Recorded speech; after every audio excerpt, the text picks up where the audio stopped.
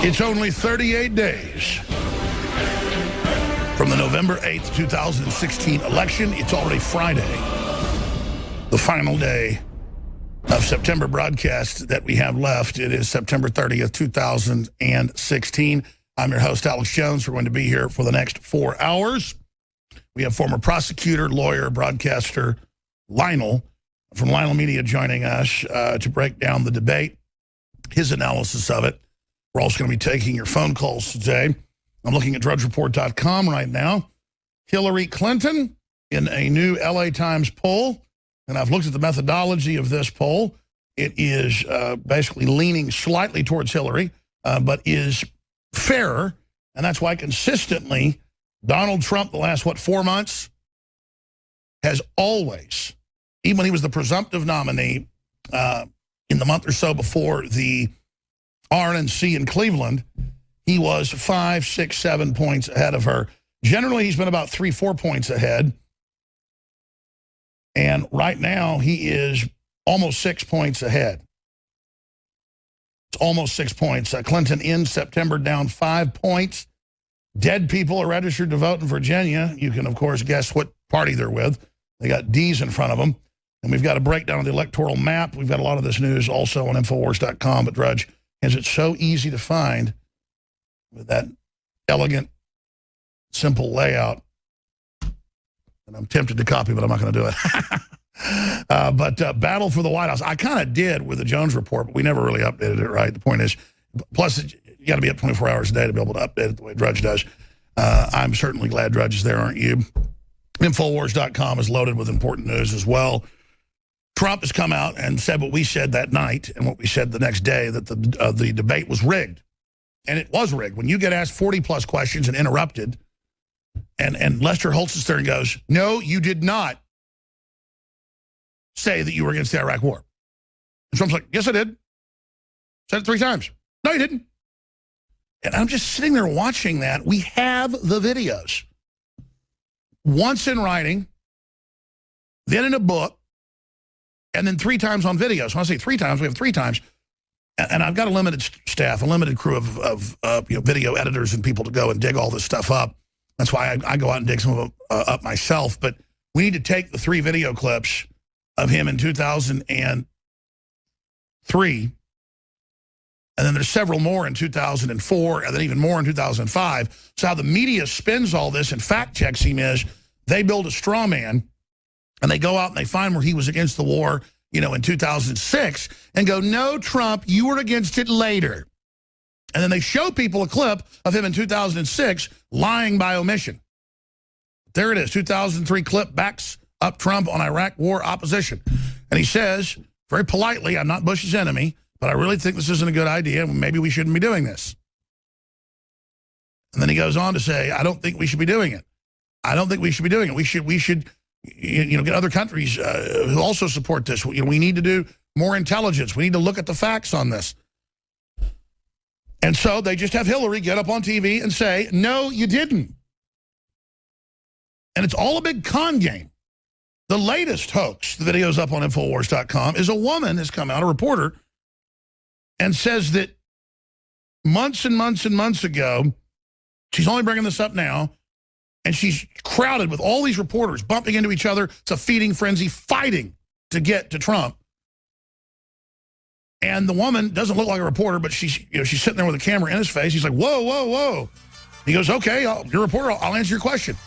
Ladies and gentlemen, if you haven't been a celebrity, and I'm certainly not a celebrity like Donald Trump, and I'm not trying to brag say I'm a celebrity, but you've seen live footage, feeds, and it's been on the national news. When I go out to a political event, I mean, it's like crowds almost falling over me. It's very, very scary. In fact, when I was covering Bilderberg, and there was a crowd of almost 4,000 people outside the hotel, and they were fans, it was people like falling over like a rock concert, and I had to get out of there.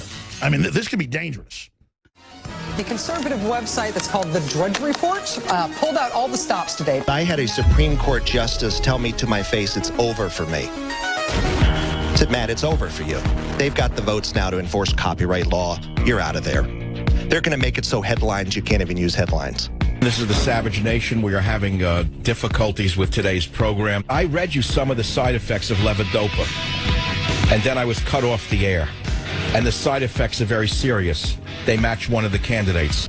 Wait until these copyright laws work their way up and the Supreme Court decides you cannot have a website with news headlines linking across the board.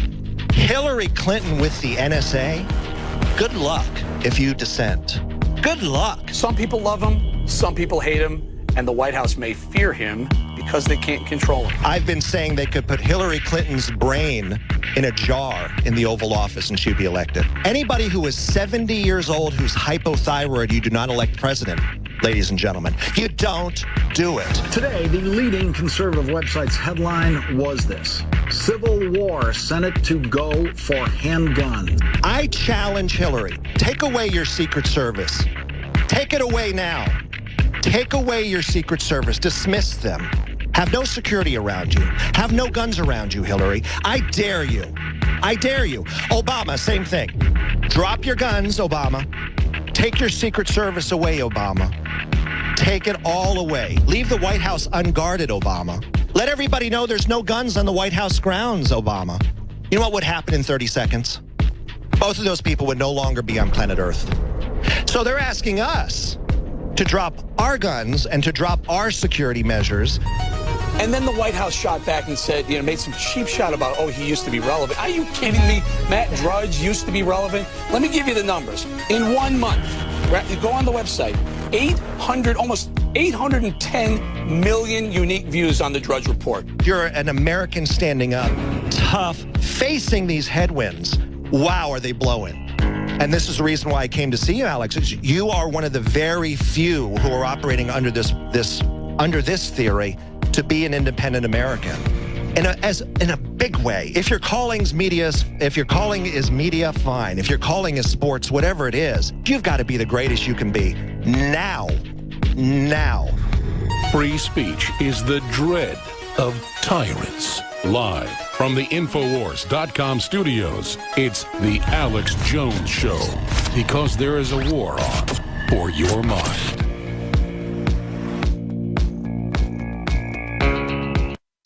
Ladies and gentlemen, we put together that little video out of the 45-minute interview we had with Drudge last year because that's really a powerful interview.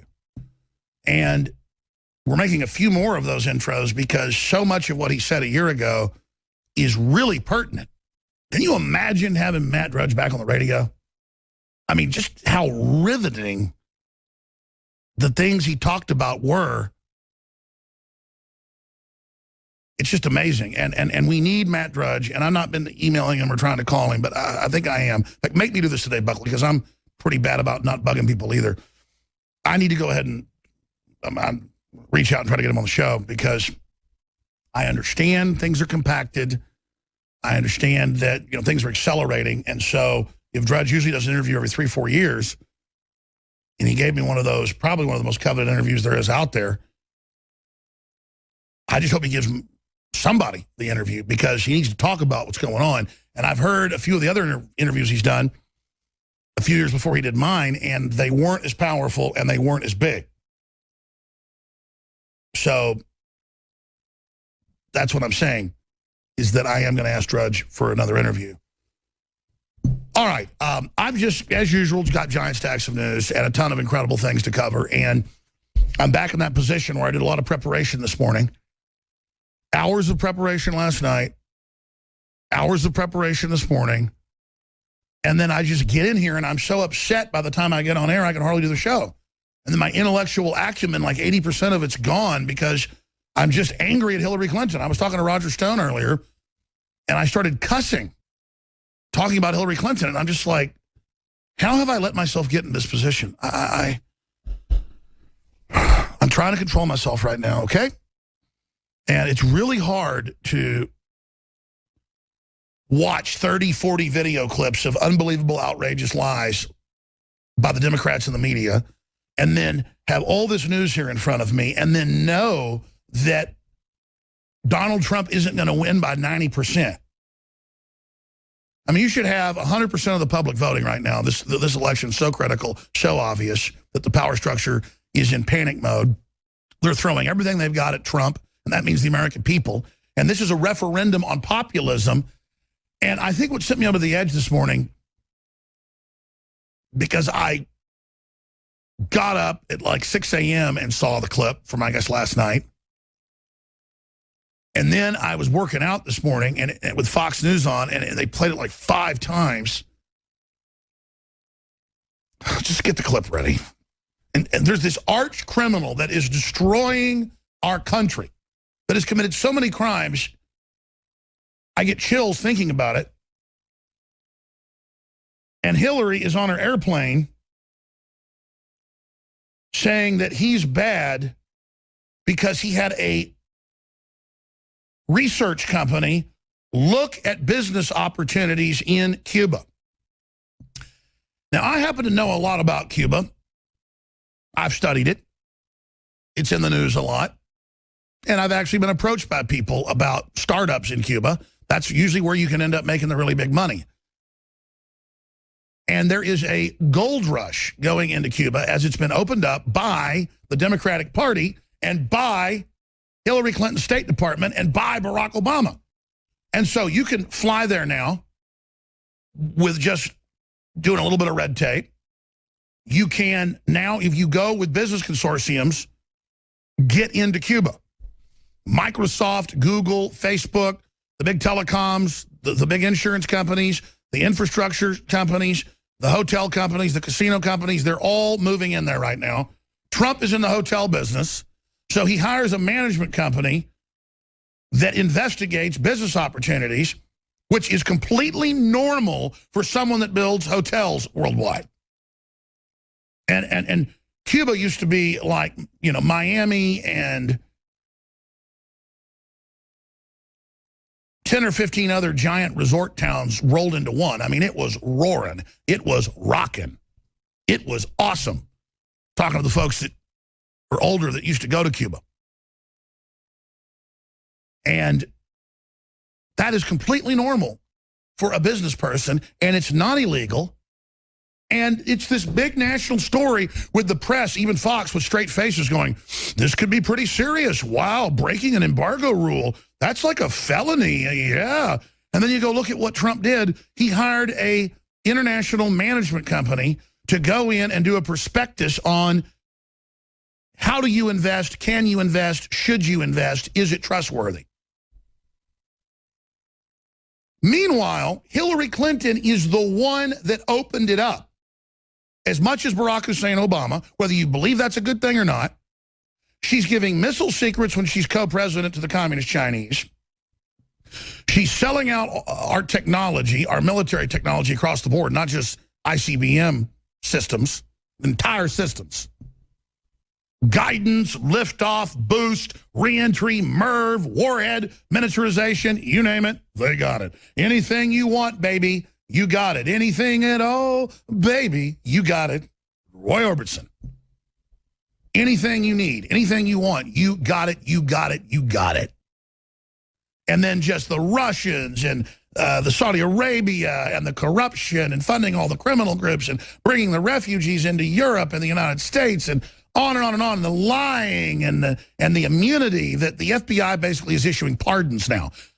He's calling it rigged. He's saying that, these are the, FBI 5 or whatever. Trump's not using the right term. This is a FBI pardon.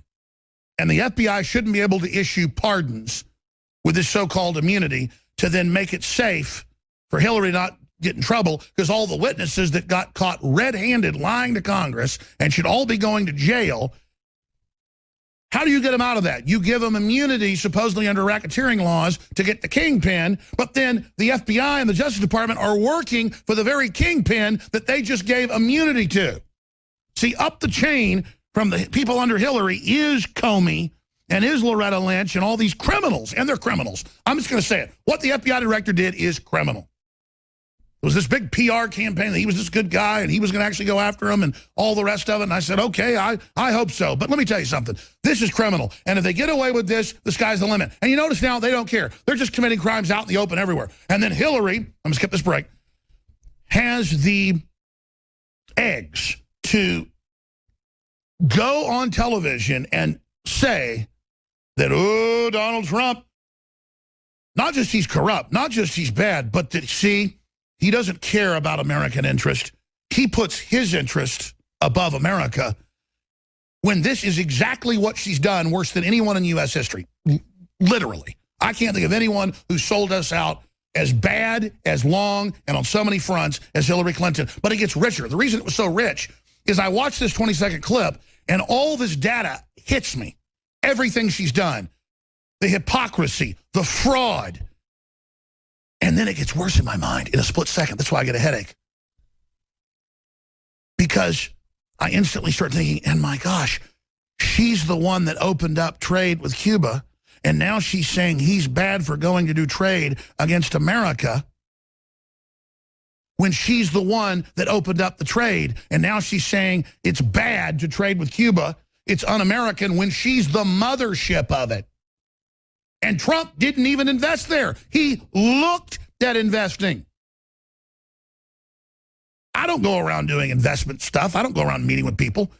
But somebody rich enough, famous enough, wants to meet with me and thinks they've got an idea for bringing stuff into Cuba.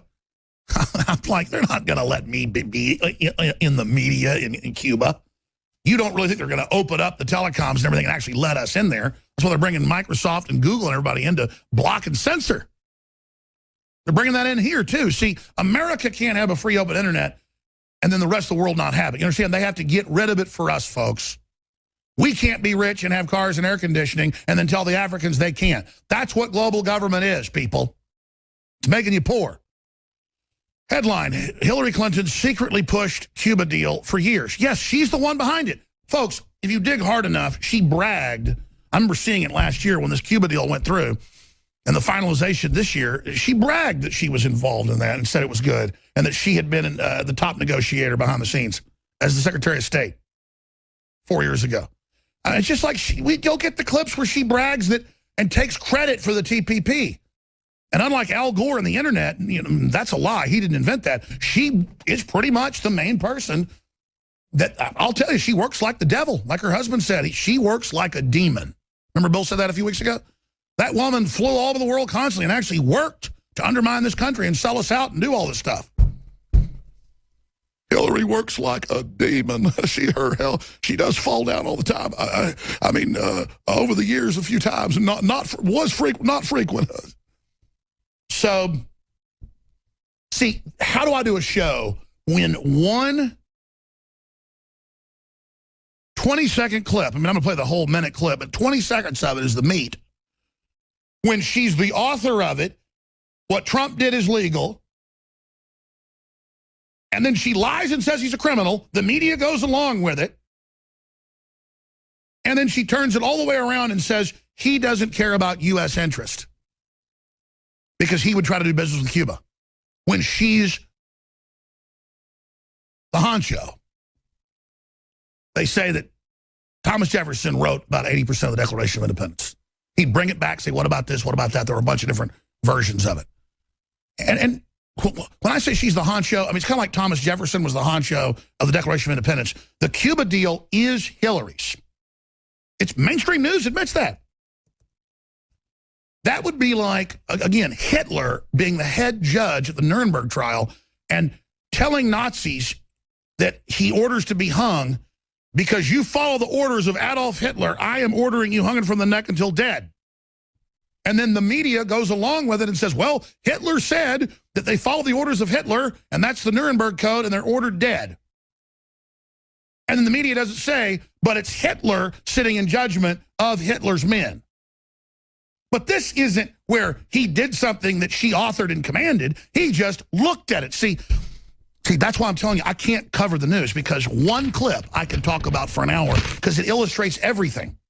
It illustrates the entire spectrum of BS. And there's more than just that.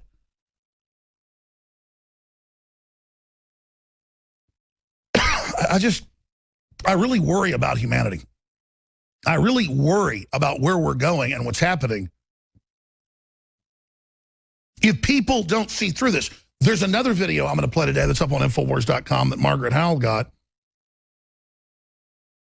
on Austin streets, where we actually go out and show you on South Congress, at UT, down by 6th Street what trendies believe.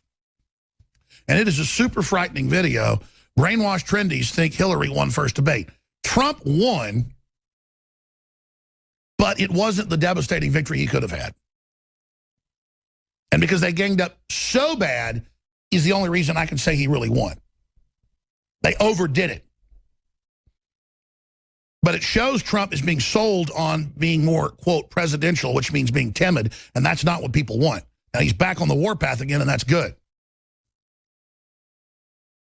But the reason this other video we're about to play after the Hillary one is so important is that these people, a bunch of them actually say, I like her and want her to be president, and she's going to be president, so she won the debate.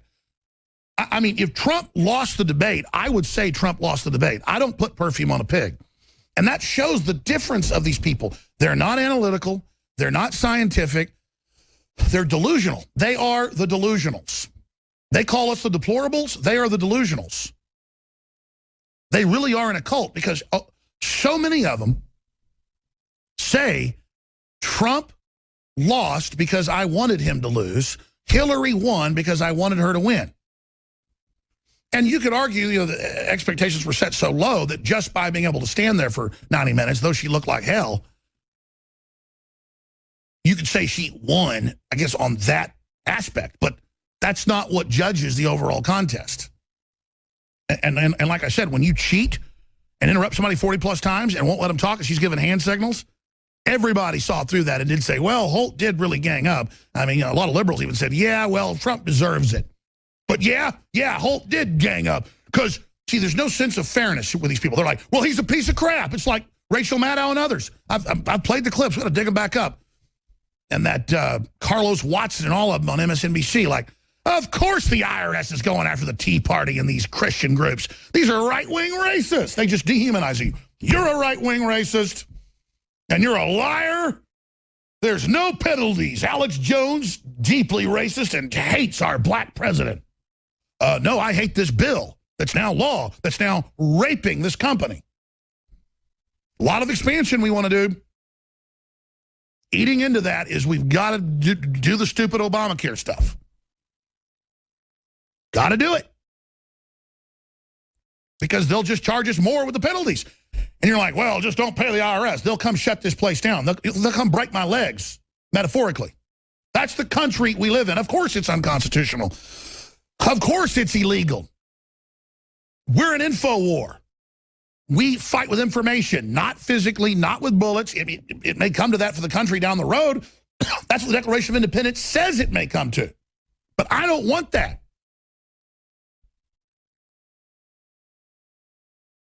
But you can't run a big media operation like this and be political on the tip of the spear and not sit there and pay the stupid income tax and have outside CPA firms and lawyers make sure it's all triple checked, because they'll come in here and they'll shut us down like they're doing everybody else, folks.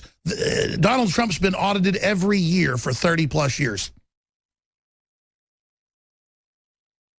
We have had the enjoyment of the feds and the enjoyment of the state and the enjoyment of socialist, globalist inspectors that have come to this office and are shaking in hatred of me and hoping I do something. And I just sit there and I'm very polite and get them some coffee and whatever you need. And they're always so embarrassed, like, I mean, my lawyers said I don't talk about this stuff on air, but my lawyers said they have seen things done to us that they've never seen before. Some of these are top national lawyers. They say, we've seen things done to you that we've never seen before. If I told you some of the stuff, folks, it is insane. But I'm not going to sit there and feed the trolls. I'm not going to get into it. But it's Kafkaesque, okay? It is Kafkaesque. And Kafkaesque means I am accused of things and they won't tell me what it is I'm being accused of. The feds, 2 years ago, came here and accused us and accused me of things and wouldn't say what they were. They said, you know what you did, the secret thing. And you're sitting there going, uh-huh. And then they actually filed stuff on me, and it said, it's secret, and we don't have any evidence. But it doesn't matter. We want to move forward with this. But then, of course, it didn't move forward. I'm like, go ahead.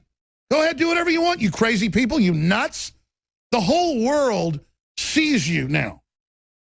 I'm going to come back and play the Hillary clip and then the other clips. But it's just the magnitude of the insane asylum we live in. And look, I'm very analytical. I'm very logical. Then you just see me, after I've done the research, blowing up on air, because it's a struggle to deal with this, to live this, to know all this. I mean, and I know you know all this as well. And as the public learns more, they're going to get in the position I'm in, where it's just like insane. I mean, it's insane. Hillary Clinton is a murdering, sick, crazy kingpin, and she's got all these weird trendies. I've seen the videos they put out at MSNBC and Media Matters behind the scenes, hopping around, acting stupid, playing with Star Wars toys, while they engage in hardcore racketeering crime that makes the Nazis blush. I just covered Hillary for 10 minutes. At least 10 minutes I spent on the otherworldly satire, macabre, twisted universe garbage of a mainstream media propping up Hillary with all her crimes and all her past, saying that Trump is bad because he's trying to break an embargo in Cuba and build hotels, when that's not even what he did. And then she's the one that got the law changed and quarterbacked the deal. And then she says, because he doesn't care about this country, only his own interest, when that's exactly what globalism is doing to us, and exactly what this woman's main crime is shelling out U.S. interest for money at her foundation. I mean, the Clintons were in the White House a month, and they would have 7, 8, communist Chinese generals out of uniform, but top current generals in private 3, 4, 5-hour meetings. And then a month later, they would basically just illegally transfer the missile secrets and other secrets and just say, we've told Laura Allen Hughes and others we believe this is okay. We've told NASA this is okay. We put a letter out, a signing statement basically, and I'll just pardon, Hillary or whatever, or myself if you try to indict us. And see, Congress wouldn't go after him because the prosecutor they put in, Ken Starr, worked for the main communist Chinese law firm. It was all staged. They went after sex and the cigar and all the rest of it because it was something the public would bite into. And I've talked to David Shippers, the impeachment lawyer. I mean, they've all been on. It's a fact. And it's all come out later. In fact, it was in the news a few months ago that Ken Starr was basically a Chinese agent. Mainstream news went, oh, Ken Starr is really flip-flopped. He works for the Chinese and the Democrats and all this now. That's who he always was, folks. This is a woman that allowed China, the most populous country in the world, to have ICBM technology from top to bottom, from launch to re-entry, targeting, avionics, everything. First stage boost, second stage boost, everything. And they gave them the cruise missiles, and they gave them the jet technology, and they gave them the guidance technology. They gave them everything. The Chinese communists didn't even have copies of TOW missiles until the mid-90s because the Clintons gave it to them. Those are anti-tank weapons that a two-man team has. Everything.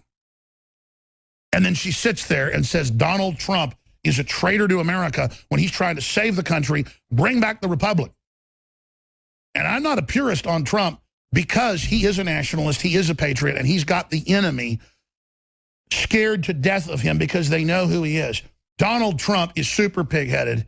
Donald Trump, I tell people that know him, gets tears in his eyes during the Star-Spangled Banner when he's watching a football game at home, folks. He is deeply sentimental about this country. He loves it. And he loves America, folks, and that's why they hate him. Period. And he's a little authoritative. He's an old-fashioned strongman. And that's not what I've always wanted or called for. But, God works in mysterious ways. And if a strongman comes in and kicks the New World Order's ass out of this country and arrests a bunch of these traitors, and they know, let me tell you something, folks, the military, the Army especially, and a lot of judges and people, they're ready to start arresting people, okay? You want to see people getting arrested, you're going to see it. And that's why they have pushed everything to the most hardcore level we've ever seen.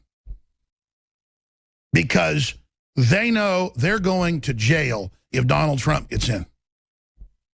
That's why they're scared. Bare minimum, they know the New World Order is collapsing. You heard Steve Pieczenik. And by the way, Steve Pieczenik will talk over you. He's worse than I am. He's aggressive. He's smart. Years ago, a lot of the audience didn't really like him. So a lot of the audience did. But I'm going to start having him on for longer and not interrupting him as much. But I think I'm going to give him pre-written questions so that he covers what I want to hear him get into, or that he can cover other stuff he wants to. But people are now clicking. That guy came on 5 years ago and he said globalism's going to fall the next 5-6 years, and this country's going to go down this way and that country's going to go down that way, and you're going to see Spain breaking up, you're going to see the UK pulling out, you're going to see that here, and the answer is Texas, and the answer is Georgia, and the answer is, and we're going to rebuild this and that, and it's like all happening. And so I like Pieczenik and know he's spot on, and exposed 9/11 and the fake bin Laden deal 14 years or 13 years before it came out and everything else. I mean, I know the guy knows what he's talking about, and you hear him make these, huge statements, these big statements, and it's true. I mean, he was one of the key people in bringing down the Soviet Union, one of the key people in overthrowing 9 countries. I mean, when I have him on sometimes, he says stuff. The FBI's at his house the next day. He's in federal court. He's got foreign countries trying to extradite him, over stuff. You name it. I mean, it's real. And that's what I'm telling you, folks, is that in hindsight, you see how accurate we've been, how accurate our key guests have been. But you also see that we've been trying to hold off this New World Order while we fight it. It slows down. Now they're behind. They're getting more desperate. And people say, well, where's the world government? You said it was coming. And we're like, we're trying to hold it back. That's why. But you see what they've done. They're collapsing all these countries. And then now it's finally running over us. And people are going, whoa, it's real. They're announcing the UN coming in to run our elections and run our police. And what in the world? My power prices just went way up. And oh, my gosh, they now, admit that they're spying on me. Yes, folks, we're not in Kansas anymore. And they've blown the drawbridge out. The physical gates are now blasted open. The country is falling very, very quickly. We're being maneuvered into total collapse. So is Europe. They're now collapsing the third world to then rush us with migrant waves that are 10, 15, 20 times bigger in the next decade. And the world is just going to be in a giant civil war. Ethnic war, religious war, economic war, clashes, manipulation, with the globalists in there stirring the pot and then always posing as the saviors, consolidating power globally into global organs to counter global crises they created. Planetary government. That's end game is not some Buck Rogers future, not some, glistening jetpacks and space stations and life extension technology. No. A future that's a boot stomping on a face forever, to quote George Orwell. Okay, I want to get to these clips.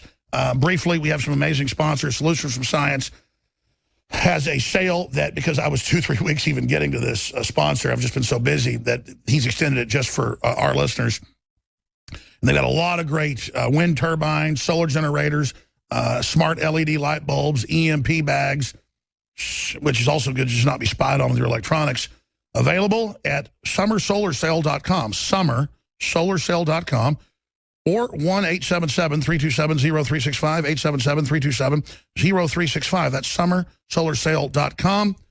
And again, they're going to have to end this sale soon. It's amazing. And here's the most important part. Buy one Perfect Power package and use coupon code ALEX to receive another one free. So promo code ALEX. Check that out today. Oh, and then finally, I need to get a glass of water in here. We have the new probiotic Biome Defense that really is the best probiotic that we could come out with. There are 4 big companies that produce 90% of it. There's a few small boutique companies. Then everything else, you've got to have a medical license to get, even though it's not prescription. We have to get medical doctors and people just to be signatories in my company. A lot of times even get bulk shipments of ingredients that are, say, in DNA Force. I mean, Mitsubishi America doesn't even talk to you if an MD, isn't the one doing the contracts. Even though this stuff is not prescription, it's prescription in some parts of the world. And that's just an example of DNA Force, just some of the things that are in it that they are trying to make prescription because they're so helpful, and the big pharma wants to take control. But they want to make fish oil prescription. In fact, you can actually get it covered under insurance for most plans now. You can just go down to the store and buy it. I mean, that's what I'm talking about here. This is getting crazy. And then they don't want you to sell fish oil anymore. I mean, next what? Don't eat fish? Don't eat cod?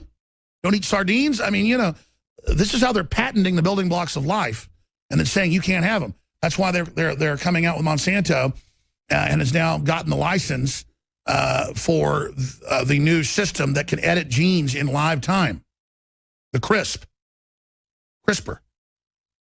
And then that means they're going to create a new version of it and patent that and say you don't own it anymore. And if you're doubting me, people that had their blood taken in the last 40-something years, it's put in a Pentagon UN database. I actually broke this news in 1997 with a medical nurse out of the medical facility in San Antonio. Got me the info. She said, look, we data store the blood here. It's also sent to the UN. It's stored in Europe. And they are patenting people's particular proteins and DNA in their body. And then when folks are going to go try to get DNA treatments, they're going to be told you don't own your own DNA anymore, and we patented it. People didn't believe me until parents started to file lawsuits in Austin and Minneapolis, St. Paul. And then sure enough, the lawyers all discovered it was true. Well, of course it was true. It was out of Fort Sam Houston Medical Center in San Antonio. And then they suddenly saw the headlines about a year later. Oh, a woman went in to get this DNA treatment, was told to be $100,000+ for the license because the protein in her blood was bought by a company decades ago, and they had it on file and are telling her that treatment is owned by them because they got the blood through a giant eugenics program. The eugenicists want the cures that are in our blood, that are in our DNA, in our mutations. That's why they're getting your blood. That's why they're storing it. They don't send your baby's blood to the health department because they want to check and see for rare diseases. They could check it on the spot. In fact, they don't check for the diseases. They send your blood to the government. Now, the point I'm getting at is they're hitting us so hard that there's no way to reverse all the things they're doing to us. All you can do is mediate it, mitigate it as much as you can. And from our research, the number one thing is the gut and not having trace element deficiencies. And that's where Biome Defense comes in, ladies and gentlemen. And it is the very best we can come up with. It uses a lot of the stuff that's been developed in Europe that, again, as I was saying, is prescription. And I'm talking about the processes, how this all works. Sign up for auto ship, and you get an additional 10% off. There's also free shipping on orders $50 or more. Probiotic Biome Defense from InfoWarsLife.com or call toll-free 888-253-3139. Okay. I burned up most of the first hour only on a few stories. I'm going to have to really get my head down here and start moving quickly. But since I mentioned this, here's Hillary. In fact, when we post this, chop this up and post it to the web later, can we go back in and hard edit when we put it on YouTube back earlier when I talked about it? So when people are watching that, they can actually see it. Hard edit, and I'm playing it now again too, but I want to hard edit that end to just somewhere in there so people actually see what I'm talking about instead of me just talking about it 30 minutes ago and then now I'm about to talk about it again and have to recap it. The point is he's a total hypocrite. Donald Trump didn't do anything illegal. He had a company look into could he legally put hotels in? And the answer is only if you go through the Clintons, they're going to broker what companies can go in. And that's Microsoft, Google, Bezos. And this is about controlled economies. And what she's really saying is nobody can build in Cuba but us. That's why we did this deal. And you're not doing what's good for America, Trump.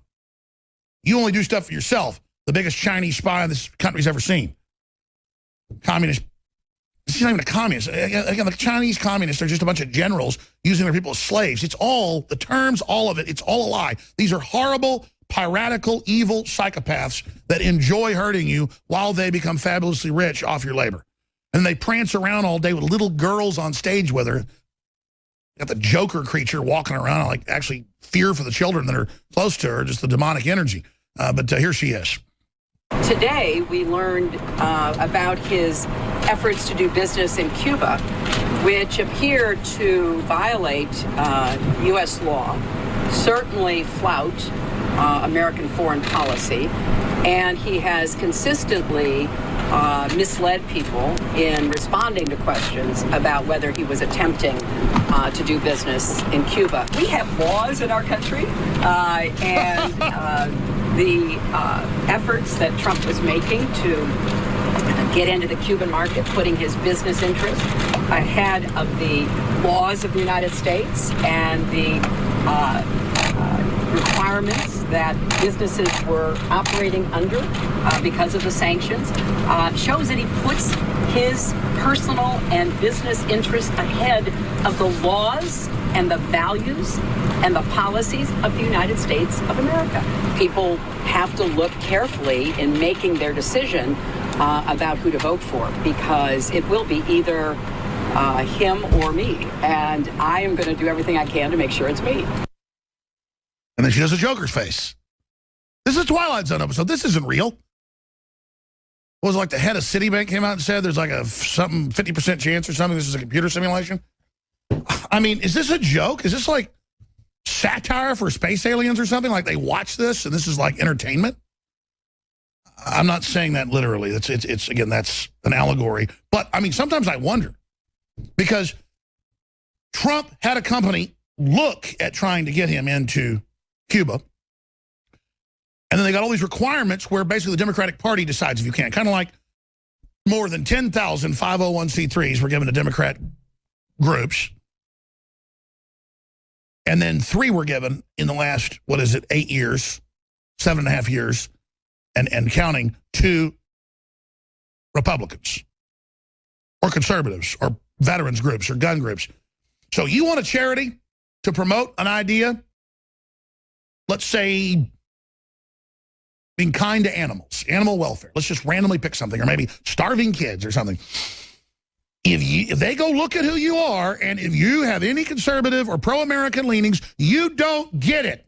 And you know what? You don't get into Cuba either, and you don't get into anything else. And if you're not the right race, you don't get the scholarship, or you don't get admitted.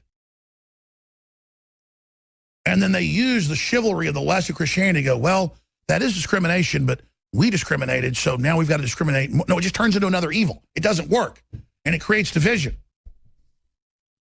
But that's all the chicken feed down at the low level. With the globalist, it's just next level. And to sit here and go, we have laws, and the press is all nodding. Oh, yes. We're a nation of laws, right, Hillary? You've just been caught lying, committing crimes, organized crime, espionage, on and on and on. And it's not about infidelity with Clinton, and she's the portable victim. She covers up the rapes. By the way, if you're a TV viewer watching us right now, there's a big controversy going. There is a pyramid graphic that we've been having when we come in that shows the United Nations, and there's another one that shows a world government flag that then burns and catches on fire. And I guess, because I didn't direct this properly, I just said, hey, those graphics from that earlier film, I want to use those as an intro to show the UN is behind world government. Well, people then think that I'm pushing world government. Let me explain. We're against world government. When we show the UN symbol and a pyramid, we're saying that's the New World Order. But I can get some people thinking that we're trying to get something over on them because it doesn't show the next part where it burst into flames. It burns. So somehow in that graphic sequence, we need to get the part where it burns. But why did Christ say you judge a tree by its fruits? We're against the corrupt global government. We're against Illuminati-style systems. We're against secrecy and combines and monopolies. That's what Hillary and the globalists are creating, okay? So something can look bad, but you have to look at the track record of it and not look for secret signs and things that, I'm here giving hand signals to the New World Order because I do things like this, like, put my index finger and my thumb together. Ever since I was a child, I saw people do that hand signal. Maybe I've been programmed by TV. We all have. So when I'm making a point, I do that. But people have been doing that for thousands of years. Could you say that means the Illuminati or something? Sure. But every time there's a circle, or if we have a symbol of a new future for America, and it shows a sun coming up, of dawn, a new day, of course the globalists have taken that powerful symbol. They've taken every symbol. And so, well, the American flag has stars on it, and pentacles can be used in magic. It just symbolizes each state. So you have to go with the spirit of something and what it stands for, not groping around looking for conspiracies that aren't there. See, the real conspiracy theorists out there are like mainstream media. They just make stuff up and see what people will buy. But there's also people online that are like fiction writers. They just say it's real. Okay, they got big imaginations. Great. I'm covering how things really work. And look at how we've been proven right. But again, I don't deserve to have my, brass ring or a medal because the globalists told us what they're building. That's really my biggest frustration, is that low information voters know they're being lied to, but then they just think, oh, but Trump's lying too. No, he's one of the most honest people in quote politics I've ever seen. And that's because he's super stubborn. He's not going to sit there and lie to you because he thinks he's right. The problem is he's so honest the way he puts things, they can spin it and twist it. But, if the American people want to keep being bamboozled, knock yourselves out and go with Hillary. But I tell you, you've really hitched your wagon to somebody evil. The globalists are out of control. They are completely anti-human, and they're coming after humanity. Now, I got a bunch of clips I want to play. 15 questions white people have for BuzzFeed racist. It's very powerful. I haven't gotten to Margaret Howe's piece, which shows delusion, where almost all the Democrats she talked to go, Hillary won because I want her to win. And because she'll be the next president. Well, let's say a team's going to win the Super Bowl, okay? But if they lose a game, and most of the polls show that, well, then you say, well, I don't think she did as good as she could have. I think Trump kind of won, but he's still a horrible guy. That would have been honest. I mean, because Trump won. But no. They just say, I want her to win, so I say she won. We'll be back. I'm Alex Jones. Second hour straight ahead. Friday, September 30th, 2016. Only 38 days from the most important decision the United States may have ever made. Ladies and gentlemen, we are back live here, and we are going to have Lionel, prosecutor, lawyer, on to break down the debate. I was seeing some of the comments he's been making on his show, and I think they're very, very pertinent, so he'll be riding shotgun with us. We're going to be opening the phones up as well on this Friday edition. I think we had a good first hour, but I got just more into the surrealness of Hillary Clinton going after Trump for looking at trying to build a hotel in Cuba when that's getting opened up. And then she says he didn't follow all the regulations right with no proof when she's the one that helped get the regulations taken off. And then she says he's trying to sell out America. He doesn't care about America when she's the one selling out America. That's what globalism is. That's what it's always been about. And I know I'm stuck on that. It's just the clip is amazing. And I'm not going to play it again because, quite frankly, I can't look at her. Now, we've got so much news here that we're going to cover in this hour. Obviously, the latest poll numbers showing Trump continuing to gain. They have some polls that I've looked at the methodology on where it's got Hillary gaining points in Florida and other battleground states. Baloney. I went and looked at a whole bunch of polls on Florida, and Trump is holding steady at 5, 6, 7, 8, 9, 10 points ahead. The LA Times has a national poll of 2,251 respondents. They've been, I don't want to say accurate, but they don't put their thumb on the scale. I'll give it to them, as bad as the other people have been doing. And it's got Trump almost 6 points ahead. 47.3 to 41.7. So 5+ points down for her ending the month of September. You got to love this. Students walk out of veteran speech to protest his use of radical Islam. And that was U.S. Army former Lieutenant Colonel Alan West. And again, this is like when they come out and say, hey, when you say cold dead hand, that means you want to overthrow the government. Or when you say give up your security, Hillary, if you want to take our guns. That means you want to hurt Hillary. They're taking just normal, factual information, and then they're calling it dirty and evil and bad. Again, just more of this assault on language, where they now say you can't say the term mother or father. And that's on the entrance paperwork from elementary schools to colleges, and now businesses, you name it, do not want you to use the term mother or father because mother or father hurts someone. Your existence, having a mother and father, or being a mother or father, hurts someone. Now think about how cultic that is. And quite frankly, I've been corrected by people, and it really is true. I've really thought about it. And actually, radical Islam is not fair and is actually politically correct.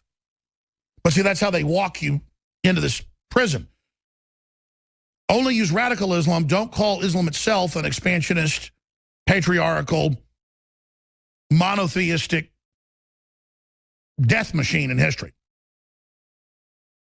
Just say, radical Islamists, the ones that shoot up malls and shoot up gay nightclubs. And it's all come out for Islam, triggered by the drone program, triggered by blah, blah, blah, which Obama's radically expanded.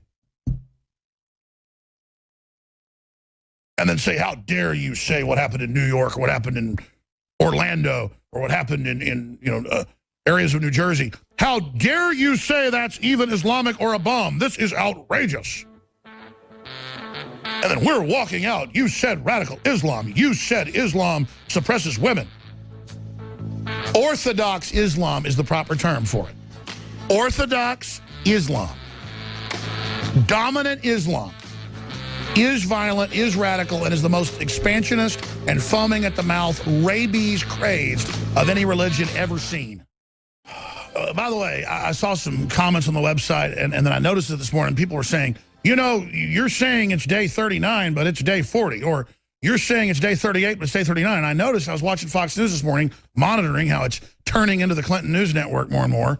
I mean, it's really had a coup there. And I was watching it. I said, yeah, they say 39 days. And I went and checked. No, it's 38 days to Election Day. But maybe Fox is right in being different, because that day you probably won't know until it's almost midnight, maybe longer.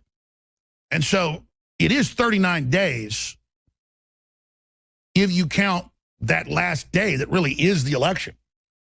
I'm kind of on the fence about this. Should we do like a leap year or a reverse leap year and like take a day out this weekend, and then so it won't be, 37, 36, it won't be day 35 on Monday, it'll be day 36. Should we say, I don't know, I'm thinking about it. Is Fox right? Is it 39 days or 38 days? Potato, potato. It's kind of like we celebrated the new millennium in 2000. 2000 was not the new millennium. It was 2001. Like a 10 is not an 11. It's not the beginning of the third millennium in 2000. But they said it was, so it was. And how many angels can dance on the head of a pin? Questions like that. That was a real question the Vatican had 600, 700 years ago. Doesn't matter unless they're artificially doing things like that just to scramble logic. But I really think Fox is right. We won't know who the new president is for 39 days, or 38 and a half now. So I think we should leap year it. I think we should pull it, look at the maps, look at the calendars, take a day out and go with the Fox model. And I don't usually imitate people, but I'm obsessing over this. I'm sorry, it doesn't matter. See, that's the problem. My brain gets on one thing and then just continually hammers on that while all this other stuff's happening. Let me tell you what we're going to cover this hour. Hoax. Reporter claims Trump grabbed her. Video shows nothing. We have Trump coming out saying the debate was rigged and that media is fabricating stories. And that's even more important. I could sit here and say inside sources or unnamed sources. Now, when we say unnamed sources in the Secret Service told us that Hillary Clinton has to have help getting out of the vehicle, special lowering systems, and that she's falling down having epileptic seizures, that really happened. The media said we were making it up and were liars and had fake sources. I have never had a fake source. I've talked to a lot of top journalists. They think it's ethical what I've done. I have before, on really dangerous stuff, switched it. If I get something from the FBI, I say I got it from the state police. If I get it from state police in California, I say it's state police in Missouri. So now you're getting a little bit of inside bait to protect people. But I've never lied about what the sources give us and what the information is. Now, this was Secret Service, and it was so dangerous that Biggs was like hogging in at the trough, which is great. I love reporters like that who want the big story. He wanted to go with it. And I said, okay, you talk to him, you vet it. I'm just like, this is too creepy. I'm not going to stand around with Secret Service with their older ones, in suits. This isn't just the average Secret Service guy with a machine gun down on the corner. Look, by the way, nobody's got a pay grade high enough to be doing this. Anybody tells you we're not all in over our heads is full of it. I'm in way over my head at this point, okay? Everybody is. Hillary is. Trump is. They're all trying to organize and control chaos, the globalists. We're trying to stop it. And these people are dangerous. And all I can say is everybody better get their ducks in a row. Because every indicator is we are going to hell in a handbasket right now. Okay, let me get to the news. There's also a video, the audio is not really for radio, of a guy in his car with his 6-year-old son, and the cops from far away, he's got his hands up, just shoot him and shoot the kid. And he's got his hands up, and this is just more cops that are just thinking they're playing a video game, and they just execute the guy who was doing nothing. He's a white guy, though, so see, it's okay they killed the 6-year-old because it's a white kid. You're not going to hear anything about this unless you go to Infowars.com. Police shoot 6-year-old autistic boy dead, but he's white, so no one cares. And even police unions have been honest. They say, listen, we just won't respond if it's a black area a lot and dangerous because we don't want to get blamed. But yeah, so there's more mistakes. We kill more white people, a lot more white people. And it's not because they want to get fired and get sued and lose their job. Let me tell you, 99% of cops do not want to kill people, folks. It's like wanting to get, cancer. The paperwork, all of it. The lawsuits. You don't want to kill somebody when it's clear that they have to be shot. They're hiring a bunch of political correct wimps. And, I mean, every time I see these videos, it is the wimpiest cop. And I'll just say it. A lot of times it's women. Why have men, for all of history, been in the main dominant leadership positions? Women are just as smart as men, but on average, they don't want to work 18 hours a day. I want to come up here 7 days a week. I constantly am wanting to fight the New World Order. I don't have fear. I'm crazed. I can't have a baby. I don't have mammary glands. See, it's not discrimination that I'm not a woman and I can't do the incredible things that these magical creatures can do. But the point is, and there are bad cop males that do it, but statistically, female cops, you can look it up, are more likely to kill you. So am I saying women are bad? No, I'm saying statistically, a woman's never passed the Army Green Beret program, last time I checked, unless they lower the standards. Same thing with the Marines. Are there women out there that beat me up? Maybe. Are there a bunch of men that can? Absolutely. It's statistics. It's like Kenyan runners win almost all the long-distance races, like 90-something%. The Africans can't beat them. It's the genetics. The strongest people in the world come from a couple of northern Icelandic-type nations. Now, are there black guys that are 1/10 of 1% less strong? Absolutely. On average, black males are the strongest people, unless you then go sample Northern Europeans and original Viking stock. Is that saying those Viking guys are superior because the best strongmen come from there? No, it's just saying genetically that group has that trait. So you expand this out to men and women, it just gets ridiculous from that point on. And I don't even know why I'm going off down this path. It's just, you do not want cowards as police officers. And you do not also want to train cops. Your life comes first every time, and so if you actually kill somebody, that's the way it is. And some of that training's going on. No, if you're putting yourself in this position, you need to make sure that even if you get killed, you don't kill kids. That's what a real warrior does. That's what a hero does. And so you got a guy with his hands up, and you shoot him and shoot his kid, killing the kid. And it's not even in the news. And it's, again, not because they wanted to kill people. It's because the cops, and you're going to have good cops, too, shoot innocent people. There's going to be mistakes. But when somebody's got their hands up, you just cannot shoot them. All right, I've just absolutely got so much to get to. I'm skipping this break, too. Let's go ahead and get into the rigging that's going on. Let's go ahead and hear from Donald Trump. And more important than the rigging, which they try to spin, oh, you're just being, you know, a sourpuss. No, I mean, Lester Holt interrupted him 40-plus times. He interrupted Hillary 6 times. And when he did, it was softballs to Hillary. It was vicious to Trump. It was so one-sided. He debated 2 people. Let's skip this break. He debated 2 people. He debated them. That's a fact. And so if it's rigged, if you score a touchdown fair and square in the NFL, and every time you score, the ref says, no, sorry, you don't get that. You got to say, this game was rigged. We've got to investigate the refs. We've got to see if they've been paid off. I mean, it's cut and dry, people. It's not sourpuss. But that's not what's important. It's the next statement. Do not believe inside sources, what I mentioned earlier. If it's a respected person like Cy Hirsch, or it's somebody like InfoWars that has a history of breaking hardcore stuff, or Drudge, or others, trust but verify, then inside sources or unnamed sources is absolutely reasonable. But when it's mainstream media, they are making stuff up. They made up that Trump raped a girl that didn't exist in Houston.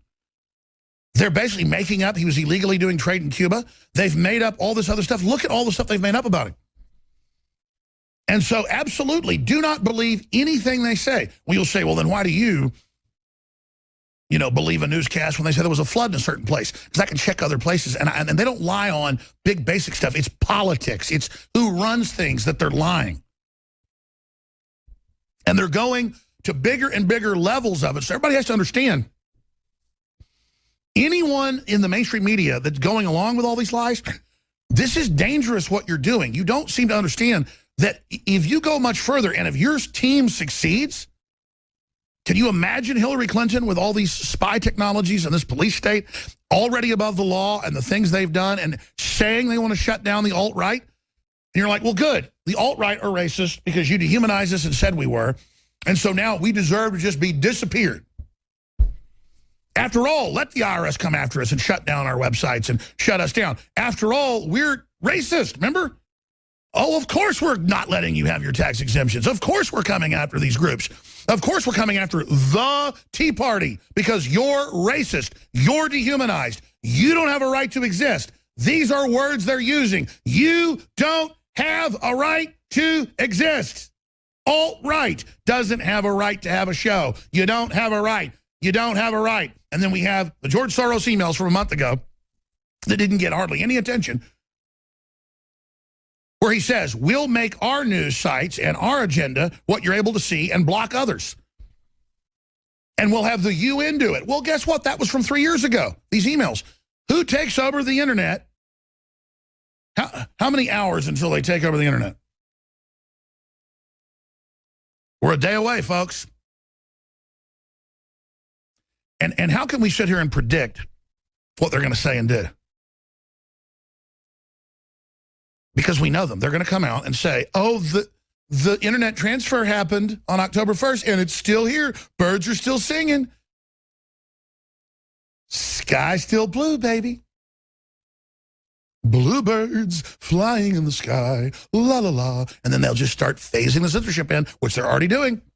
And then they'll say, where's the censorship? Where is it? And they're doing it everywhere. You experience it.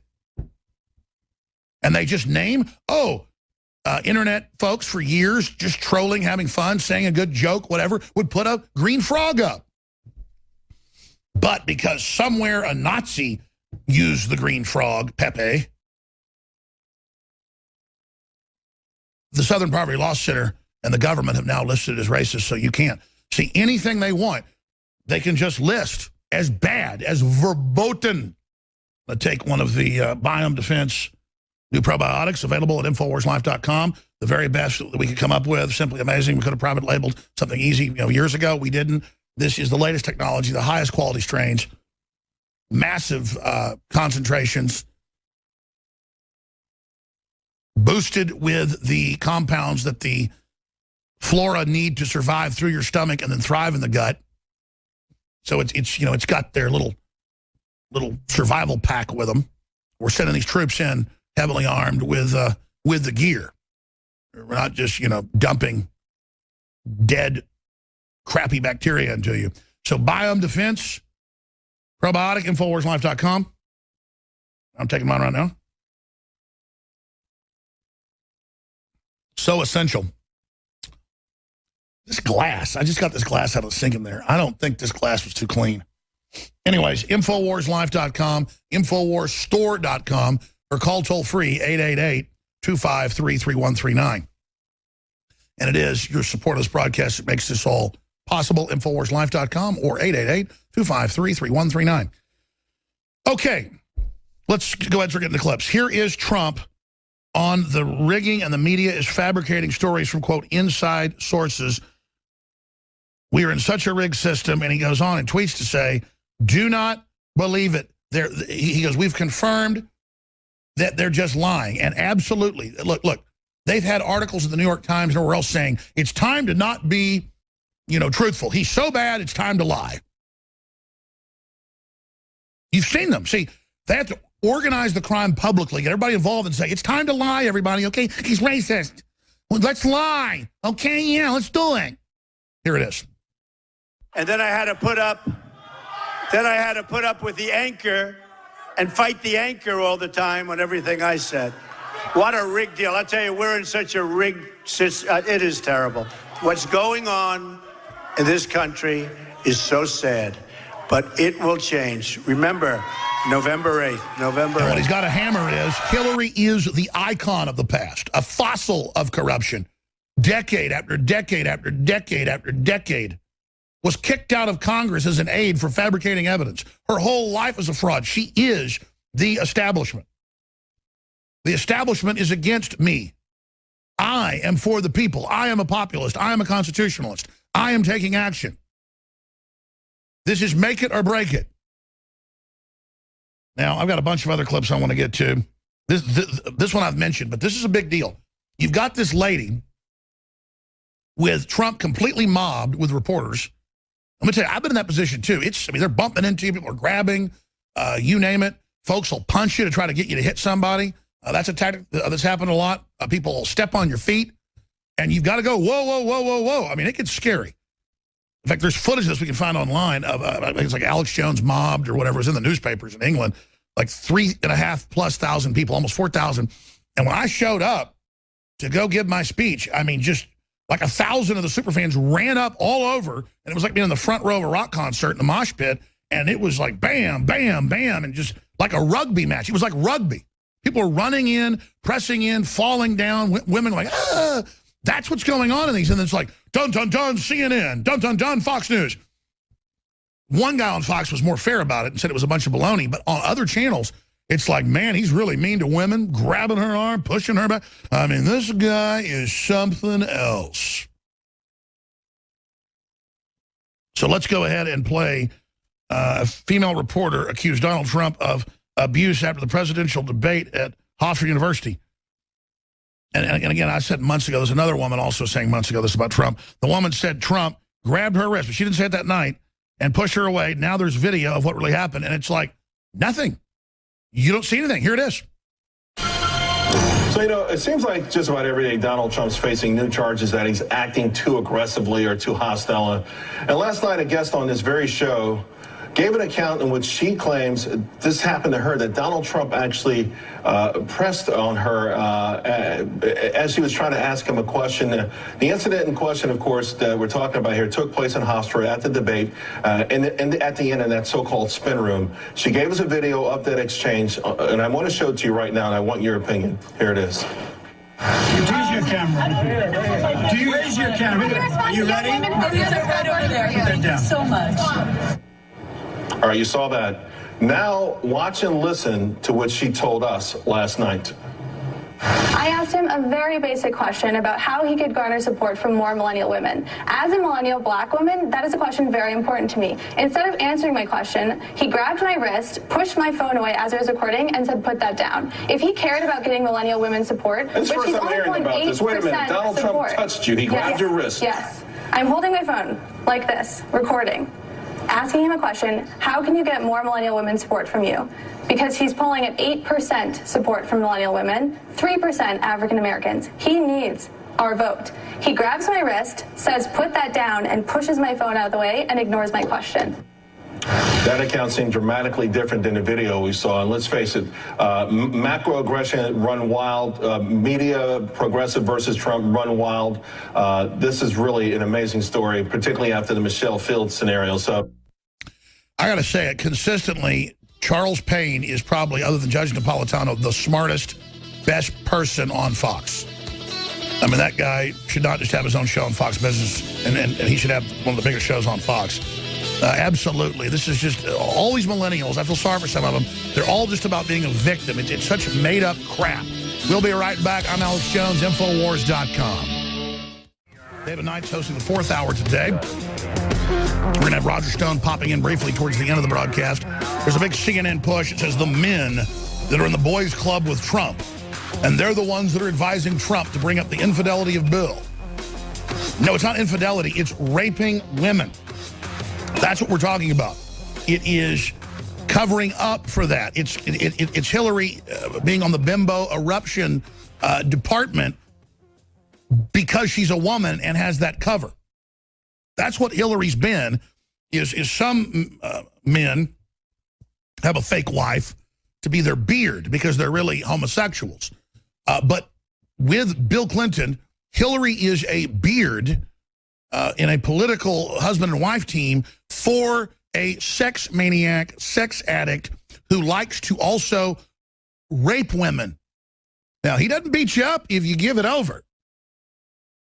But if you resist, you are going to get bit, you're going to get slapped, you're going to get knocked upside the head. And there's only one person, according to the Secret Service and the FBI and everybody else, this is all public, that Bill's afraid of, and that's Hillary. And she hits him in the head with ashtrays, golf clubs, books, you name it. Hillary is vicious. I'm not saying she's not tough enough to be president. She is crazy. I mean, this is a big guy that rapes women. And he's scared of Hillary. Because Hillary has basically let him know, I will be the victim, I will bring you down, I will destroy you. Hillary Clinton's already been president for 8 years. She tried to be president for the last 8. Now she wants back. Lionel is about to be our guest, former prosecutor, to get into the debates and Hillary, lying to the FBI, and this FBI pardon, basically, is what I'm calling it. That's what I called it yesterday. I mean, Trump needs to call it the FBI pardon. The FBI shouldn't be allowed to pardon everyone so that they don't have to implicate Hillary, and so they can't testify that Hillary ordered them to do all this. I mean, this is a cut and dry cover-up, and Comey getting up there and saying, we're still the FBI, you always knew we were. And I'm like, yes, and worse, much worse. Yes, you're right. You are the same old FBI you always were, and worse. And now the standards are just wide open. Just do whatever you want. As long as you're the party in power. Well, then why not just stay in power? Why not just steal the election? You're going to commit 1,000 other crimes. Going to do stuff even worse? I mean, let me tell you something. Stealing the election's bad. If you're going to steal the election, at least don't give the missile secrets to the Chinese. You know what I mean? Just don't have it out for the country. You people are bottomless pits of absolute evil. I want to play this Paul Watson report while we're getting Lionel squared away. This is very important because I see the CNN headlines, MSNBC, it's like, with Trump, it's all men. With Trump, it's all about men. It's all about, hey, girls. It's all about girls. It's all about dividing everyone.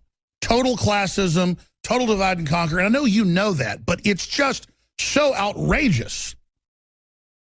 It's so ridiculous. I'm not going to sit there and pander to it and say, well, his wife advises him and his campaign head's a woman and blah, blah, blah, blah, blah. I'm not going to do that. Or he hired a ton of women, more than anybody in his industry, and puts women in most of top positions. Of course, in a political structure, he's going and talking to old experts. But the point is, it's not bad. But then the people that they have in these articles, Roger Stone, I talked to this morning, that isn't what anybody's advising Trump to do. That's not what they're saying. They just say, Roger Stone is advising Trump to do this, when it's the opposite. He says, no, don't say he cheated on her, she's a victim. She's the bimbo eruption cover-upper. She grabs you by the hand and threatens them and squeezes and says, well, I'll destroy you if you bring up the rape. So we're going to go to Paul Watson's report for 3 minutes and then come back as we get Lionel on. He's going to ride shotgun with us for the next hour and 25 minutes or so before David Knight takes over. But here is the breakdown from Paul Watson on BuzzFeed. Now, you may be thinking, why do I care about that? Well, it's one of the biggest websites out there, and it just shows how out of control these people are. And this video should go viral. Here it is. BuzzFeed seems really inquisitive when it comes to asking questions of white people. Why is it so hard for you to acknowledge your privilege? Why can't most white people dance? Why do you get so annoyed when other people don't speak English? Why can't we figure out how to make our own pop culture? Why do you feel like having one black friend makes you a cultural expert or not a racist? Why do you keep talking about reverse racism? That is not a thing. Why do you think including diversity in the workplace reduces the quality of work? Why do you get offended when you see a table full of black people, but not when you see a lunchroom full of white people? Why do you think saying namaste is an appropriate way to greet me? Why do you guys think it's okay to call me an immigrant or a foreigner? White. Racist. White. Racist. White. Racist. White. Racist. White. Racist. White. Racist. White. Racist.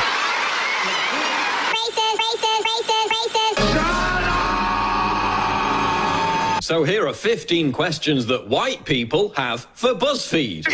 You're a white male! Why is it racist to make generalizations about beliefs, lifestyle, or behavior based on a person's race unless they're white? If making generalizations about people's beliefs based on their race is racist, then why do you automatically assume that all black people are social justice warriors? Why is it racist to stereotype non-whites for positive traits like Asians being intellectual or black people being athletic? But then it's perfectly okay to stereotype white people for negative traits like not being able to dance.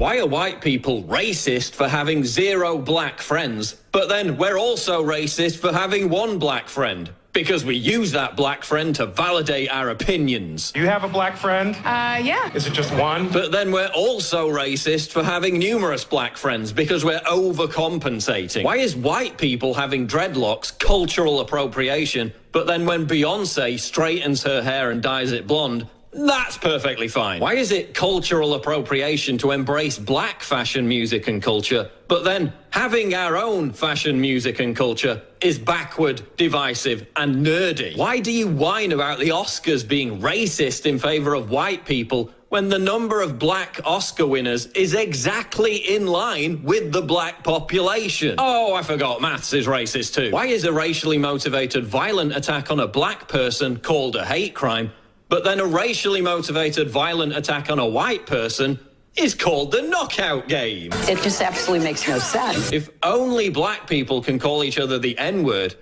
can only white people call each other cracker? A creepy-ass cracker? Yes. If white people don't understand what it's like to be poor... When you're white, you don't know what it's like to be living in a ghetto.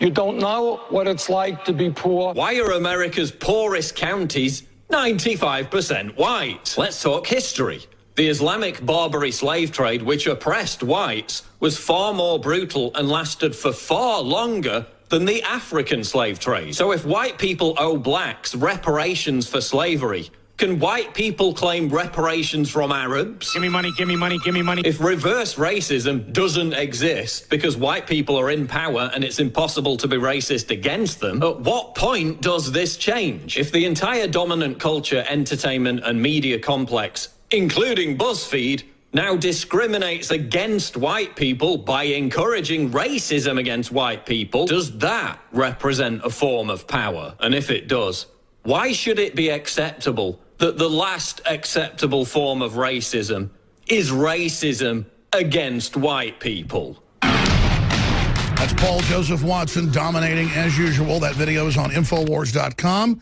and PrisonPlanet.com. Let's make it go viral. I want to post that to our Facebook, too, as a video. Incredible. Now, riding shotgun for the next hour and 20 minutes is Lionel, LionelMedia.com. Follow him on Twitter, at Lionel Media. He is a former prosecutor. He is a constitutional lawyer. And he's, of course, been a radio, TV host, you name it. And we always enjoy getting him on to break down what he sees generally in the world. So I want to talk to him. He's going to be then riding shotgun with us. That means popping in here and there during the next hour. Because something goes on. It's like a troll thing where, and I'm not feeding the trolls, just for people to understand it. Sometimes I have a guest on, like Fox and Friends, they're interrupting on about every 15 seconds. But everybody knows how to interrupt each other. And then it's like a dialogue. It's not a monologue. Okay, and the top-rated shows out there have a lot going on. That's what we do, too. Not on purpose. It's just that's normal to have a big thing going on. So there'll be pieces where he goes for 5 minutes, and then I go for 5 minutes, and then we take some calls, or then somebody else pops in, and then he goes for 5 minutes or a minute or 2 minutes. And then we go back and forth covering different things, jumping on different things. It's a free-for-all. Like when I have any guest on, that's what we're doing, is that we're going back and forth. I could just have no guest on, but these are smart folks. I want to get their ideas, but I want to also jump in. Okay, the reason it sounds like I interrupt so much, which I've gotten better about over the years, is I just do it with, getting in there, because a lot of my guests are not people that have been from the media, so they don't ever stop for somebody else to say something. So a lot of this is, we have people watching and listening to the show that, I get it, don't watch a lot of mainstream media, so you don't understand that just the format itself is one of not dumbing people down. I mean, here's an example. A lot of times people will sit there and debate whether it was a terror attack for 4 or 5 days in New York and New Jersey when we knew it was a terror attack within an hour. ISIS took responsibility. I don't do that. I'm not going to sit here with a round table and debate if this is terrorism or not. I don't need mainstream media to tell me it's terrorism where I know it's terrorism. So it's that simple.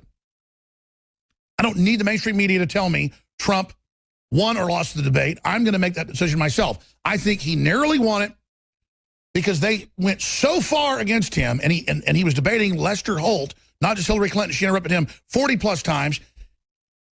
Holt only went in 6 times. The questions were much tougher. He told him he was wrong. No, you were not against the Iraq war. We have the clips. We've played the clips from 2003 with him on Fox News and CNN saying, I don't think Bush should do it. We shouldn't go in there. I don't think this is a good idea. Donald Trump was right about the Iraq war. Get over it, you warmongering scumbag fake leftists that want the crown that you're these peaceniks. Hillary says she would attack Iran and Russia. I can play you the clips, idiots. And you don't have an invisibility shield from World War III just because you dress like the cast of The Hangover. I'm going to stop right there. These people have no idea how much danger we're in. They're lying. They're destroying our free press. They're creating race war. And I'm going to say this and give Lionel the rest of the hour because I am ranting. I'm going to say this and I'm done. Do you know why they're hyping race and why they're pushing it and why the left is using it worldwide to control things, why the UN is using migrant flows to break down country sovereignty? Because it's how you conquer. Race has been used forever because it's very effective, and every culture has used race and class to control. Christians ended slavery in most parts of the world the last 200-plus years. We had huge wars over it because we wanted to make it be based on who you were and what you stood for and what you built. That the left and the UN are bringing racism back in the name of fighting it because it's a system that works. They're not doing it by accident. They know what they're doing. These little leftists going around bullying people, they know they're bullies. They like it. Do you understand that? All right, let's go to Lionel. Lionel, wow, where do you want to start? I mean, obviously the debate, where you see the state of the world, Hillary saying how dare Trump try to look at putting a hotel in Cuba, which they've now opened up. What she's really saying is you got to go through me, the architect of this deal. I mean, there's just too much here. The irony level, it seems, couldn't go any higher, and now it's at hypocrisy level times, infinity here. What's going on? Okay. Now, Alex, I love you. but you've got to do what I do. You got to take a deep breath. You're I've right. been losing my mind. I'm not breathing. I have been losing my mind to the point where I think it's already lost. Let me start off with a very simple question. And I want you and everybody listening to your show to answer this question. Can you think of anything that Hillary Clinton has ever been involved in, any type of controversy, any type of shenanigans that did not directly involve feathering her own nest, lining her own pockets? Let me explain. You can talk all you want about the worst presidents in recent history. You might not like Bush, but I firmly believe that he thought, to perhaps maybe a distorted ideology, that somehow wars and globalism and imperialism benefited some strange neoconservative bent. I don't know. You can take Nixon. Nixon had his problems, and Nixon was demented and crazed and psychotic, but it wasn't about money. Go back. I can only think of maybe Harding. I'm trying to think, when have we ever had a president who was only about lining his or her pockets? This craven, venal, naked graft and greed. If Hillary Clinton said, you don't understand something, I believe in negotiating with Saudi Arabia and encouraging the subjugation of women and gays because of an ideology. I believe in globalism. I believe in the Clinton Global Initiative, not because it makes the Gambino crime family look like the Junior League by comparison. No, I believe in an ideology of basically screwing poor people and going into Haiti and selling diluted and watered down AIDS drugs. No, it's not about money. It is about money. It's as though, Alex, we are so bamboozled by this woman. I have never, and I want you to think about this, I have never seen anyone, sometimes after the fact, they go into office and then later on they kind of leverage their position. But it's always ideology. Even Brzezinski and Kissinger and these folks, yes, there was imperialism. Hillary Clinton is a latter-day version of Warren Gamaliel Harding. It is the most craven, venal, base, naked, graft, and they corruption. stole George Washington's China when they left the first time. And Harding, interesting is it, supposedly lost the China in a poker game. Look, I want to talk about a couple of things here. Because, Alex, I'm in such a strange position. I am not advocating Donald Trump because I never even get to Donald Trump. I don't even get to his position. I am exactly. She is totally default. Yeah. She is totally she's a total criminal. She's a joke. Only in America, through this strange parallel universe, through a kind of a Milgram experiment, this weird Stanford prison experiment, this weird mind distortion, this up is down, how this woman walking around like a glorified oven mitt and Mao jackets can look us in the eye. Look us in the eye.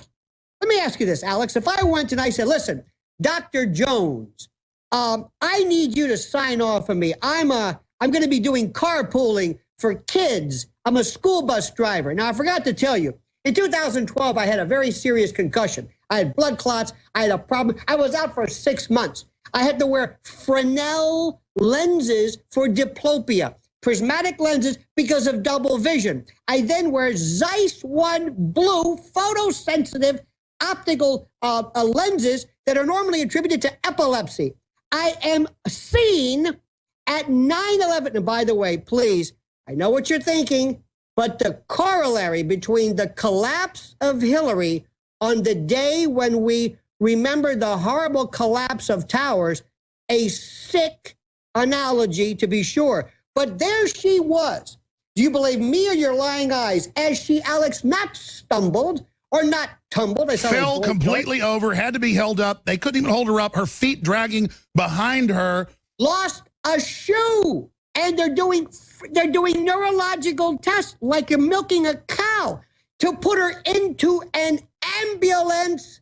And as I'm seeing this, if I said, Dr. Jones, in view of the foregoing, would you allow me, would you sign off on me being a school bus driver for insurance purposes. You say, hell no. What, are you kidding me? But listen, it gets worse. It gets worse, Lionel. We have the reporters for days saying she didn't fall down. It's a conspiracy theory. She only stumbled, and they would cut it before she fell down in mass deception at levels I've never seen. I mean, this is crazy.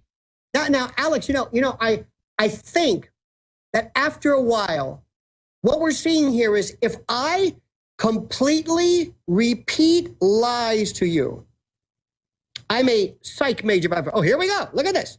Look at this. This is a stumble. This is a stumble. Look at this. She's being held up. Look at this. She's teetering over. She's having a seizure. Everyone knows what a seizure looks like. And there is the handler. The handler. Look at this. She's falling. She loses her shoe here. There is the handler, this omnipresent man who stands there. And when was the last time you ever saw Mitt Romney or Ronald Reagan or anybody have somebody come up who's holding, oh, I love this, not a benzo pen, but a flashlight? Okay, fair enough. When was the last time you ever saw this medical attendant with a look at this, with a flashlight going up and saying, it's okay? Alex, have you ever been to a Broadway play or any kind of an event where they say flash photography? Be on the lookout, alert, flash photography, because it has been known to trigger seizures where you seize. My God, the fact that I even have to explain this. And by the way, let me explain something. I'm not. Look, I had parents, and in their last days, I know what it's like to sit there and you worry and you swallow hard every time they forget something. I'm not laughing in some kind of a ghoulish dance. Oh, I know. They spin it. No, exactly. No, she's not sick.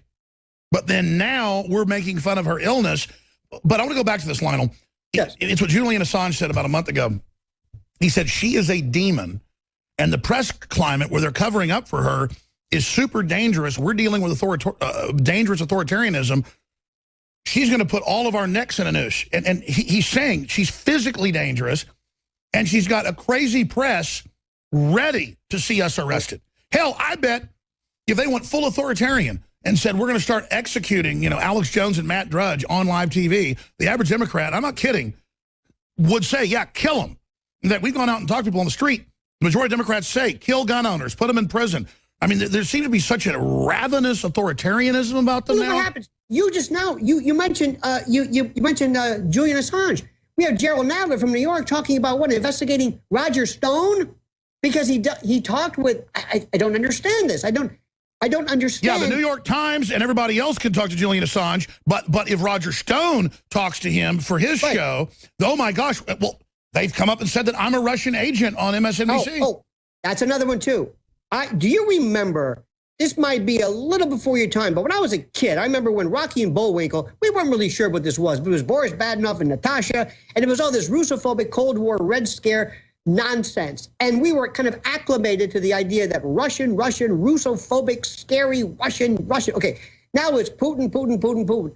It used to be the dog ate my homework. Now it's Russia did it. Putin did it. In fact, we had this terrible crash in Hoboken. I'm waiting for somebody to blame the Russians for this. But oh, no. They asked CNN asked Hillary if the Russians were behind the terror attack in New York a few weeks ago. And she went into the talk and said, yeah. Well, but by the way, but let me go back to what, and I'm doing what you're doing because my mind, I need some of your medication, not medication, whatever you sell, because my mind is like the clutch is in and it's spinning and I'm redlining and I'm trying to. Exactly, because it's supposed to be like that. We're done with the evidence, but it's just mountains of it, more insane every day, where I'm just recently, like in a lunatic asylum. But recently, the best one I heard was the FEC, the Federal Election Commission, is now saying that they want to consider whether individuals or corporate entities with the smallest, the most de minimis smidgen of foreign ownership, not only Fox, but the Wall Street Journal and the New York Times, which is basically now what, a Mexican organization? Carlos, okay, fine.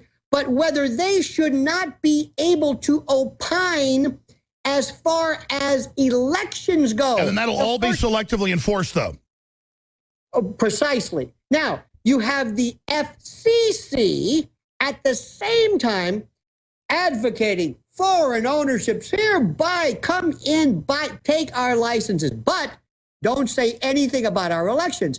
So what's happening right now is they're bringing in foreign media who's used to being under tyranny to basically supplant everything. It'll be Americans that work there, but foreign owned, and then there'll be a regulation that it's basically fairness doctrine over the internet, broadcast, TV, radio. This is how they're bringing it all in, but with new, different labels. And the United Nations, ladies and gentlemen, tomorrow takes over the internet. I mean, you can see it all. Well, what happens now is, and again, I want to say this because I'm afraid that through my own freneticism, I'm going to lose track of this. You know, Alex, I believe I'm a psychologist. I always wanted to be the psychologist general, not the attorney general, not the surgeon general, but the psychologist general. I want to tell people, and I don't want to bring up the whole Goebbels thing about keep repeating the lie, but what happens is I've always loved con men. You know, American Greed, I love that where the Stacy Keach narrates it. And great con men, confidence men, say things they look you straight in the eye and they will tell you something. And the bigger the lie, the more believable it is because they say yes. Now, here's what I'm talking about. Tolstoy said that history would be a wonderful thing if only it were true. And every day we see this in our own mainstream Ted Baxter sock puppet media. To wit, birtherism. And by the way, it's lesser included offense of otherism, where they accused Barack Obama of being other than an American, other. Mark Penn, the Mark Penn memo. Go online, read the Google. No, that is one thing that even mainstream media later had to admit because they got caught. Hillary did launch that. Yeah, well, not her surrogate, her whatever it is. But then Sidney Blumenthal goes to the McClatchy group and says, no, you don't understand something. And they celebrate it. And then they look you straight in the eye and say, it never happened. And the mainstream media, absolutely. Stay there. We're going to be right back on the other side with Lionel. I'm Alex Jones. We are back live. Lionel from Lionel Media is our guest. He's a lawyer, former prosecutor, and his Twitter is Twitter at Lionel Media, LionelMedia.com. I should also add that we have the new app out. It's just phase one. It's got video feeds, audio feeds, and news feeds. It's got a modern format. That's just the first rollout. We're going to add a bunch of other features by election. I mean, a lot of this stuff's almost done to the app, Infowars.com/app to get that. And please send that link to your friends and family. We have the original app that over 1 million people have downloaded. That is an Apple app. A lot of other folks have made Droid knockoffs, which is fine. But there's only 2 apps that we have. They're both free. And that's the Infowars Live app that's new on both Droid and on Apple. And it's free at Infowars.com/app. It'll take you to the links. And then we have another radio one that has a news feed and is just audio that works really well. It's almost 6 years old. And you can find that at the Apple Store as well, or links to it on Infowars.com. Lionel, this is a short segment, long segment coming up. I want to get into some other news here, but let me just ask you, what do you really think happened with the debate? Do you think he won, draw? And what would you do in the next debate if you were Donald Trump? Okay, good. First of all, he lost the debate. I don't know where he was. I don't know what he was thinking. Couple of things. You got Alex. This woman was on death's door. I don't know what the hell she's taking, but that should be the best neurological drug. Whatever it was, she didn't take a sip of water. She was bouncing around. I don't know what it was, but whatever she's taking, I want more of it. Here's what he needed to do. Number one, you got to understand something. That Lester Holt is a shill. He's a sock puppet. Everybody knew this. I knew this. He's got to go out and write down the following. Mr. Trump, you've got 5 things to say, 10 things to say, and what you do, and by the way, whenever you go on any TV show, listen to me, I know what I'm talking about. You're going to say what you want to say, irrespective of what they ask you. And if they don't ask you, say, you know, it's funny, that reminds me. And then you go right into it. Absolutely. He never even talked about immigration. The thing that brought him to the dance, he never even talked about. Number 2, he's got to understand that he has a plan. When he won the American... and I'm not endorsing him, but when he beat soundly, Alex, 16 of the best and the brightest of the Republican Party, coming to senators, governors, including a brain surgeon, an actual brain surgeon, he didn't go out there slamming Hillary Clinton. He gave them a vision, and he talked about basically a couple of things: illegal immigration and the sense of crime and losing, not being able to feel. Yeah, America's going to win again. She's the loser. I'm the winner. I'm the future. She's the best. And what he needed to do was to go after, say these 4 things, however. Well, I know what happened. He was told by a bunch of media advisors, and I think even Roger Ailes, that it's all about how you look, and you're going after the 20% that's undecided, and you want to look nice, and you want to look friendly, and you don't want to be the stereotype they claim you've been. You're not going to get those people anyway. You need to go out and destroy Hillary Clinton. You've got to look, he's got to look at Hillary Clinton like somebody does in a bad family intervention. When you've got a spouse or a loved one who's yapping about you, and I don't have experience. I would have said, but go ahead, sorry. No, but you have to look at her like saying, okay.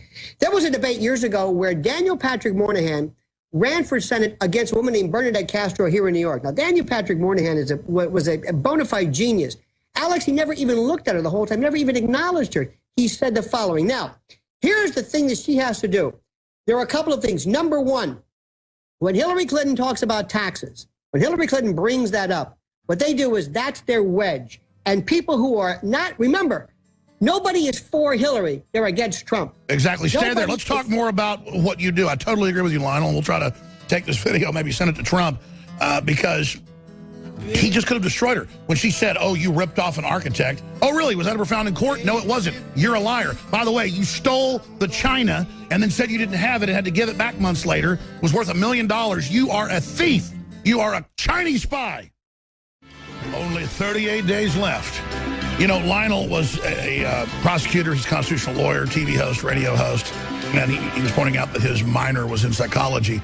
He's a smart guy, and I think we're similar in a lot of ways because I was saying this at the start of the show, this election is really getting to me. I mean, I've been doing this 21 years, and I'm getting freaked out because if I lived in a community and, you know, there were neighbors just eating their fingers or there were suddenly people, you know, just jumping off bridges, which is actually happening. Mental illness is just exploding.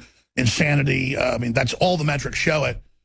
And it's because the social engineers that are running things are crazy. And if you've studied psychology, you learn that the highest level of mental illness is in psychologists and psychiatrists. Now, I'm not saying there aren't some great ones. I'm not saying there isn't a lot of truth to what they say. Some of them do wonderful things. Some of them work for centralized systems and do horrible things and work for big corporations to, you know, deceive the public. But it fundamentally does something to me because I'm beyond hating Hillary Clinton. To see this weird, out-of-control person that looks like she's wearing a plastic Joker mask and to know all the crimes she's committed, and then to sit there and see her go, Donald Trump didn't pay an architect all the money he said he would. I went and looked up the case. Yeah, the guy tried to charge a lot more. Trump stood up for himself. But the point is this is his big crime? Not turning ISIS loose to kill hundreds of thousands in Syria, not all the sellout deals of this country. I mean, Hillary is horrible. Folks, I criticize the Bushes because one of their foundations kept half the money from Haiti. And they used it to start some other charities. And the Bushes, I mean, I thought were villains. And they're friends with Hillary, so it just shows birds of a feather fly together. Even the Washington Post had to admit that Hillary, we can pull this up, gave, one year it was like 4.6%, the other 5.7% of the money that was raised for Haiti. They just kept 90+% for themselves right off the top. We're not saying only 5% actually got to the little kids. We're saying the total, the foundation, just in general, only 5%. And then you learn that 97%, you can just type this into Google, it's mainstream news, 97% of the Clinton Foundation, that was 1 year, another year was 98, another year was 96, went to themselves. They give the money to themselves, and when they do a charitable donation, it's then again to themselves to get out of taxes. I mean, ladies and gentlemen, this is organized crime. This is fraud. This is money laundering. This is admitted. And Lionel was a prosecutor that dealt with this. He's a constitutional lawyer. Correct me if I'm wrong, but I mean, I run a business. I run an operation. I know about the laws, okay? I study things. I've talked to experts. This is so flagrant that she's above the law. And the question is then, in law, what happens now that Comey has totally discredited himself? What happens when they admit, okay, we basically give the equivalent of pardons? That's what these immunities are. I don't think you can really do that. I mean, this is bizarre, because this isn't to get the capo above them. This is so they can get out of trouble because they got caught lying. And then they just meet on airplanes with Bill Clinton, Loretta Lynch. They don't care. They're so full of hubris. But it seems like they're bipolar. They're like full of hubris and and the next minute they're super scared, running around like chickens with their heads cut off. This all goes back to psychology. Let's cover this now, just the state of the lawlessness, Lionel, because you're a former prosecutor. And then let's get back into what Trump should do. I mean, he shouldn't be vicious. He shouldn't be spitting at her. But, I mean, I would say what you said. This is a joke. I mean, this is ridiculous. You're accusing me of fraud when I've had no history of fraud. And then you are this crime boss woman. Go ahead. Well, that is a crime. Well, see, stop for a second. Again, the problem that I have is because it is so overwhelming. You have to, the very fact that I have to even explain this, the fact that nobody's rioting in the streets, goes to show you how detached this country is. Alex, here is the difference. I don't care whether an organization, whether it be the Red Cross, the United Way, the Clinton Foundation, or Al Sharpton's National Action Network, we know how that works. That's not the issue. The issue is simply this. When you are the Secretary of State and you can't say, give me the money, pay me the money, and I'll give you most favored nation status or arms or whatever, you can't do that. What she did was, I'll tell you what, pay the Clinton Foundation. That's the connection. That's the nexus. Alex, this is an existential life or death, death dance, if you will, for the Clintons, because if Hillary loses this, Chelsea goes bye-bye, Bill Clinton goes bye-bye, and the Clinton Crime Initiative, again, that makes the Gambino crime family look like the Junior League. They go away because you're using the office of the Secretary of State. That is the issue. Now, well, I mean, let's go further. They lied to Congress. We have all the clips. It's been confirmed that they are getting massive money. Hillary says, I get no money from the foundation. The jets, the cars, the homes, the meals, everything is on it. They've got the global initiative, too. And then Chelsea gets $6+ million a year. Then the foundation pays for her $10 million penthouse. Alex, I still say that's not even the... I don't even care about that. No, I got it. You cannot be the Secretary of State and then take money to then give access to the Chinese president. By the way, I wasn't thinking big enough. I thought she was just selling out U.S. interests because we knew that. I didn't realize she's like selling out Chinese interest to other people and representing...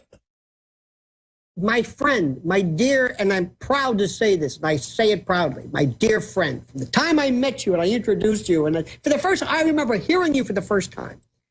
And I say that again. I'm proud to say you're my friend. But my friend. No, you're right. I have a blind spot. I don't think they're so criminal. What we're talking about here is something that, and I started off by asking you this question. If Hillary Clinton was bound by an ideology that had nothing to do with lining her own pockets, it had nothing to do with this craven, venal, naked graphic. No, you get it. She's a total sociopath that's so white trash, she steals China.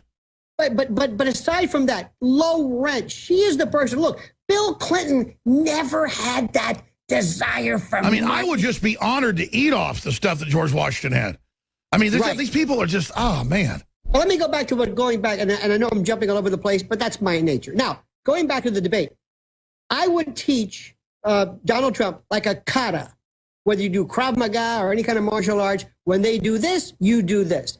When she brings up, or anybody brings up bankruptcy, you can say, you know what? I'm glad you brought that up. By the way, that's a great tactic. Whenever you tell your opponent, I'm glad you brought that up, that's not good. No, I'd say, oh, wonderful. I'm glad you brought up corruption. That's all made up. You're the one sold us out to the Communist Chinese. Right. You're the one stole the China. You're the one that has the foundation. What about... Better yet, Hey, kids, let's talk about this thing called bankruptcies, okay? Because, you know, it's funny you say that. And I want to talk to you, all you millennials, by the way, who were hosed by Bernie Sanders, who aren't necessarily going to vote for Hillary Clinton out of default, but who have been completely abandoned by this corrupt and venal system. I want to talk to you about this thing called whitewater. Once upon a time, there was something so big that the governor of Arkansas went to prison, that people were indicted. This makes you talk about Atlantic City, where the city went bankrupt, where we have casinos and Revel and Wynn and this. You're talking about, I have 400 corporations, 5 went bankrupt. Let's look at Mitt Romney's. Folks, bankruptcy is not the issue. Now, when she brings up Trump University, pray to God she brings it up. Say, I'm glad you brought that up. I want to talk about something called Laureate, and how Laureate was just absolutely ignored or not known by the mainstream media. Never ceases to amaze me how they do that. When you talk about, and this is what's interesting, when you talk about how he's fat shaming in 90 whatever, some type of a beauty pageant contestant, I want to talk about sexual predation, not a Lothario, not somebody who's a skirt chaser, not somebody, but somebody who is a sexual predator. Now, remember, Bill Cosby, when people said, you know, that happened a long time ago, who cares? It doesn't matter. Yeah, but, you know, that was 40 years ago. It doesn't matter. Nobody blamed Bill Cosby's wife. They're looking at Hillary as the innocent spouse. What people and young people and women and feminists who worry about fat shaming have to understand. No, this is about raping women worse than Bill Cosby, and she was the cover. She was the beard for his rapes. Lionel, stay right there, my friend. We're going to come right back to you on the other side. Please don't forget, we have our new probiotic out, and it also helps fund our operation. It is Biome Defense, the very best out there, folks. Do your own research. It's very, very affordable. Comparable systems cost a lot more. Check it out today, InfoWarsLife.com, or call toll-free 888-253-3139. I want to thank you all for your support, your Hillary for Prison shirts as well, at InfoWarsStore.com. Now, solutions from science, summer solar sale. Their website is summersolarsale.com. They've extended it, but it is about to end. Ladies and gentlemen, you can find amazing solar generators and control panels, the very latest, best technologies, the best prices, wind turbines, EMP bags, smart LED light bulbs. Give them a call, 877-327-0365, or Summer Solar Sale, that's one word, summersolarsale.com. That's 877-327-0365. They've been a sponsor of ours, I don't know, 14, 15 years, and it's great to have them back on the air with us. Solutions from science, summersolarsale.com, 877-327-0365. Amazing systems, great folks. Check them out, summersolarsale.com, and you're not just getting great products at great prices, it's funding this operation. Now, we've talked about how crazy and how bad and how evil these people are. Let's talk about, when we come back, what'll happen if this crime boss becomes president, or also how we can still stop it. It was Nietzsche that said that don't stare too long into the abyss, you might become the abyss. And so good things are happening. Nationalism is rising. For a portion of the public that is waking up, good things are happening. But for folks that aren't waking up, they're just getting further into delusion. And an example of this, Lionel, and then I want to get into where you think the future is going, I mean, just your dead reckoning. I wanted to ask you where you think things are going, but I also wanted to ask you, there's a video that's up on Infowars.com that I haven't gotten to yet. We may play it in the fourth hour, where our reporter went out to the trendy areas of Austin, South Congress, University of Texas, and said, who do you think won the debate? And I found it very curious. They all said, Hillary, because I want her to be president. I'm going to say she won because I want her to win. They didn't say, well, she did this better and did that better, or Trump didn't do this good.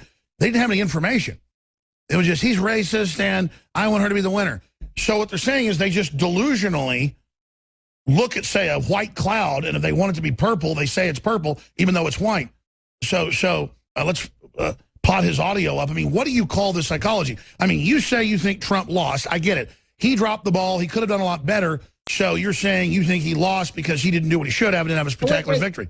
I think he narrowly won because they so rigged it. People saw that, and I think the polls reflect that. I think the fact that she could stand up, you know, maybe you're right. Maybe she did win. The point is it's Well, but look. If But you we're not and I are debating that. The watching- point is the delusion. The delusion. What's this delusion where they think, well, I want her to be president, so she won the debate? Okay, I mean, first of all, what do you call that? Okay, it's a Rorschach test. It's a Rorschach test. It is when you think your child is the cutest little thing and the most beautiful, and you are. There's a difference between illusion and hallucination. Because an illusion is something that you distort that is there. A hallucination is something that's not there. Now, Trump's second debate performance is going to be much better. Remember, Reagan's first debate was awful. Obama's debate was awful. It's not a debate. What he needs to do is a couple of things. The number one rule is you don't engage her on the facts, just like I did with Piers Morgan. You totally ignore them. You laugh at them. You say, oh, great. You act confident. You run her over. When you are bringing a loved one, let's say before a judge, and you're asking a court to involuntarily commit this crazed loved one, you speak deferentially, but without acknowledging her. You almost are dismissive by being over courteous. He has to worry about this as follows. Number one, he has to be himself. Look, Alex, you know and I know that if you've been in the media long enough, somebody always tries to change you. And the reason for your success is you being you. It's not the way I would do it. It's not the way I could do it. It's the way you do it. So he has to do that. Donald Trump has to be Donald Trump and stop listening to all these establishment Republicans he's got around him. Exactly. He also does not have to worry or listen to anything but the individual. And I want him to think about this. You know, you do this very well. When you do radio or podcasting, you always speak into the mic as though you're imagining somebody sitting in front of you. You imagine their face versus broadcasting. And what you do is you look into the camera and you say, America worries about the following. Eleanor Roosevelt said this about FDR, and it's true. Pick three things. Very simple. Reagan said, do you feel better off than you did 4 years ago? I would say, do you feel safer? Do you like where this country is going? Here's what we need to do. And by the way, this is all no-brainers. It's almost like he's being sabotaged.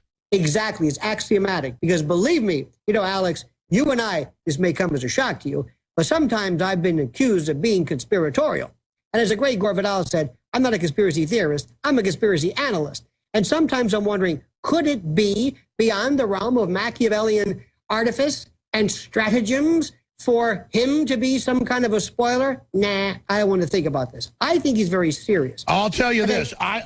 Trump's for real, or he's the greatest actor in history. But if he starts dropping the ball more at these debates, then I'm going to say that he's taken a dive. But I don't think that's happening.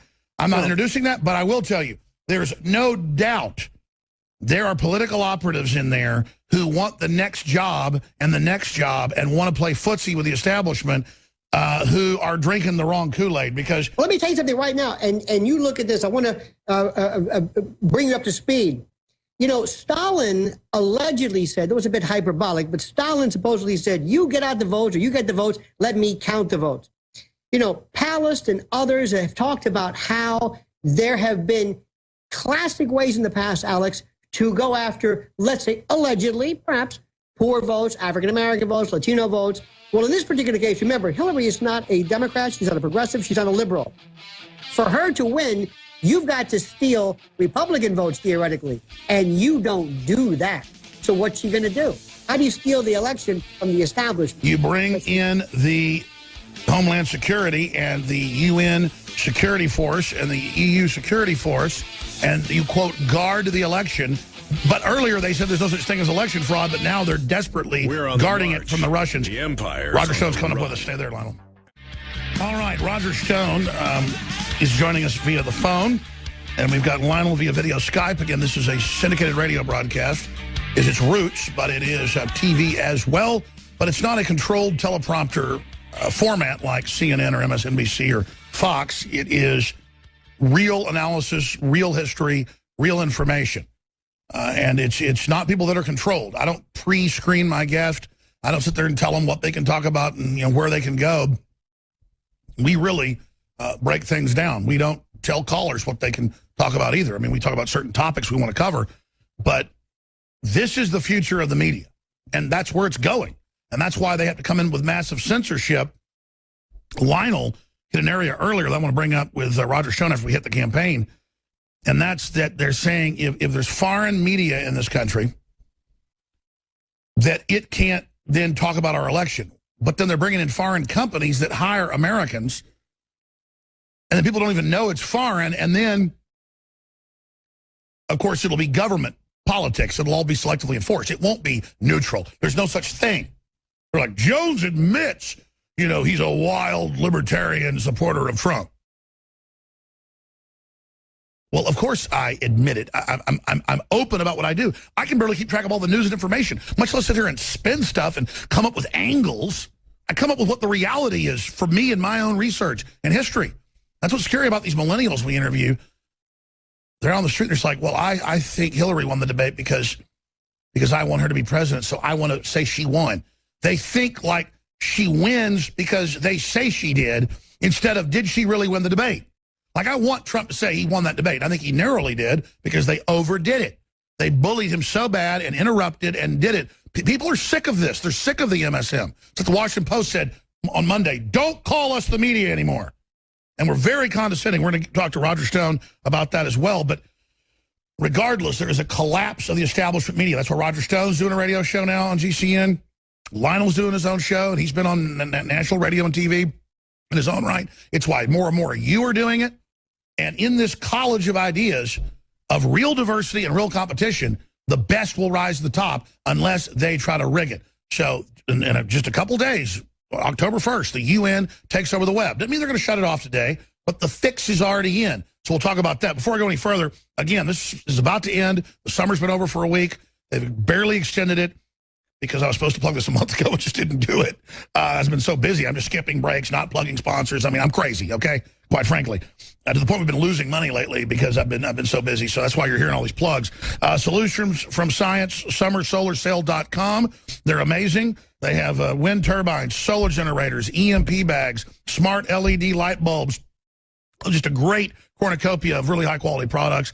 They go out and find the best products that you need, and then the latest cutting edge, they sell it discounted. They have informational videos on their site, summersolarcell.com. Buy one perfect power package and use coupon code ALEX to receive another one absolutely free. That is a big deal. So check out their solar generators, wind turbines, and more. Summersolarcell.com or 877-327-0365, 877-327-0365. And again, it's sponsors like that make the broadcast possible. And when you hear me plugging a sponsor, that means I'm endorsing it. People get confused on local radio stations, hear local ads. They think I'm endorsing it. They'll hear like an ad for a topless bar. You got a topless bar on your show. I'm not down there at the Cheetah or whatever it is, in whatever state you're at, or the ladies, such and such. There's a lot of confusion out there by some people. But when you hear me plugging something, that means I believe in it. High quality folks from Solutions from Science, and that's summersolarcell.com. Finally, we have incredible nutraceuticals that everybody needs at InfoWarsLife.com. InfoWarsStore.com is the umbrella site. Our new probiotic Biome Defense is in. The Hillary for Prison shirt, I've decided that I'm only going to sell that until the election. I'm going to come up with something new at that point, a new meme. I haven't figured out what it is yet, but the other folks will sell the ripoffs of it. That's fine. I don't care. I'm ending this third version. This will be the third and final collector edition of Hillary for Prison, with the red Infowars.com on the sleeve and the legalized freedom on the back. I'm ending it. So if you haven't gotten yours or you want another piece of history, InfoWarsStore.com. Now, another shirt that was designed and licensed from Roger Stone is the Bill Clinton rape shirt. Looks like the, communist-style Obama hope shirt that says rape. Wear it. Get aggressive. Start the conversations. Get on TV with it. In fact, I'm going to say this right now. Anyone that gets on national TV with the shirt clearly for more than 5 seconds gets $1,000. That means, behind cameras, you name it. Anyone that gets it on air on national TV and gets the words out, Bill Clinton is a rapist, or things along that line with a bullhorn, I could go to this right now.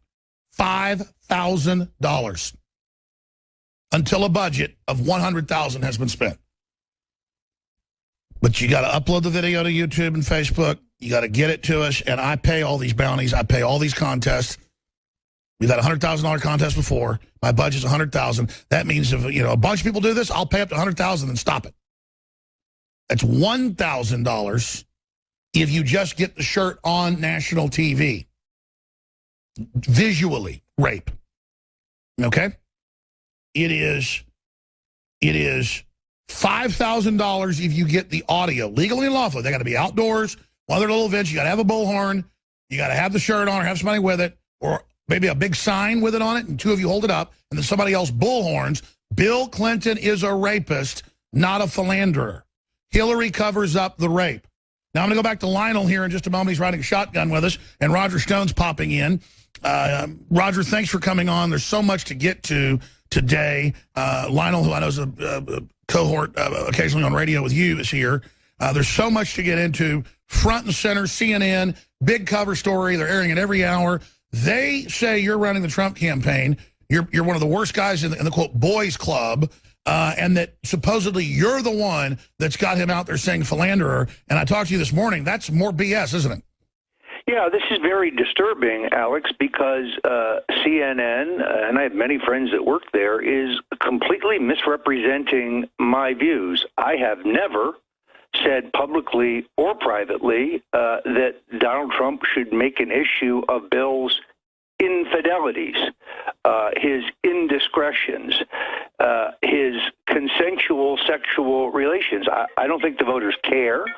And in fact, Hillary just plays off it and acts like the victim. No, I think that the issue here is rape. It's sexual assault. It's violence against women. Juanita Broderick, Eileen Wellstone, Liz Ward Grayson, Regina Hopper Blakely, Kathleen Willey, Sandra Allen James, Kathy Bradshaw, Christy Zurcher, Paula Jones, Carolyn Moffitt, among others. All of these women were assaulted by Bill, sexually assaulted, in some cases raped, in other cases bitten. And in every case, it is Hillary Clinton who has led the cover-up. It is Hillary Clinton who has hired the private detectives and the lawyers to threaten and harass these women, to dig up dirt on them, to try to discredit them, to, at the end of the day, threaten and bully them into silence. I have never advocated the use of Bill's philandering as an issue. Now, I don't know what others are advocating. I saw this piece on CNN that says I'm the member of some boys club. I couldn't tell you what Newt Gingrich is advising, or Michael Cohen, or Rudy Giuliani, or Newt Gingrich. I have no idea what their advice is. I only know what I have said. I've written a book about this, The Clintons' War on Women. It's available right now at the InfoWars store.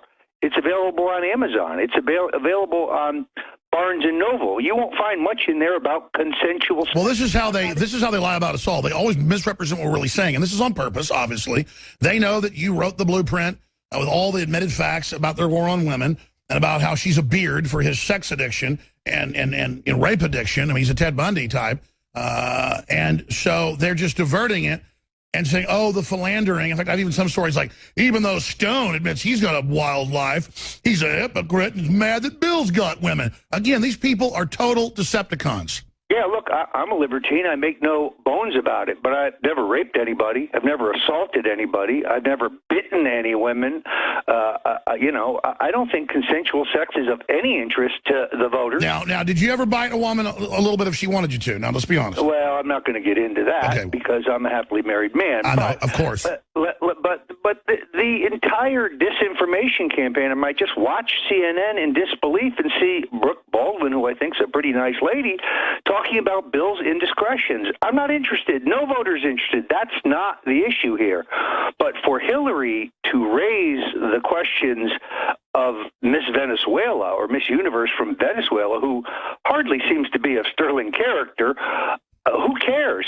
When the Clintons are systematically, in Bill's case, assaulting women, and Hillary is threatening and bullying them, and when their policies are empowering, radical Islamics who are stoning women, cutting off women's genitals, subjecting women to third. Why didn't Trump come back with You are the lady that stays in the same hotel room with Uma Abedin, whose mother is the top genital mutilation supporter in the world.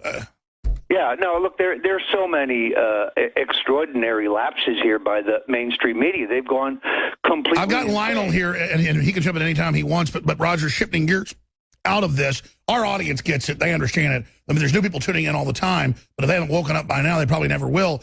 What are you concerned about? I think Trump is still ahead. I think he barely won the debate in that they overdid it with the attacks. It was so rigged. That's the only reason he won. I think he did via expectations. I think, in ways he lost to Hillary. I think he knows that now and is coming out, and I think he's going to now go on the attack. I know that little birds and things have been talking to him, about what's going on, but what would you advise Trump or anybody debating Hillary Clinton to say or do?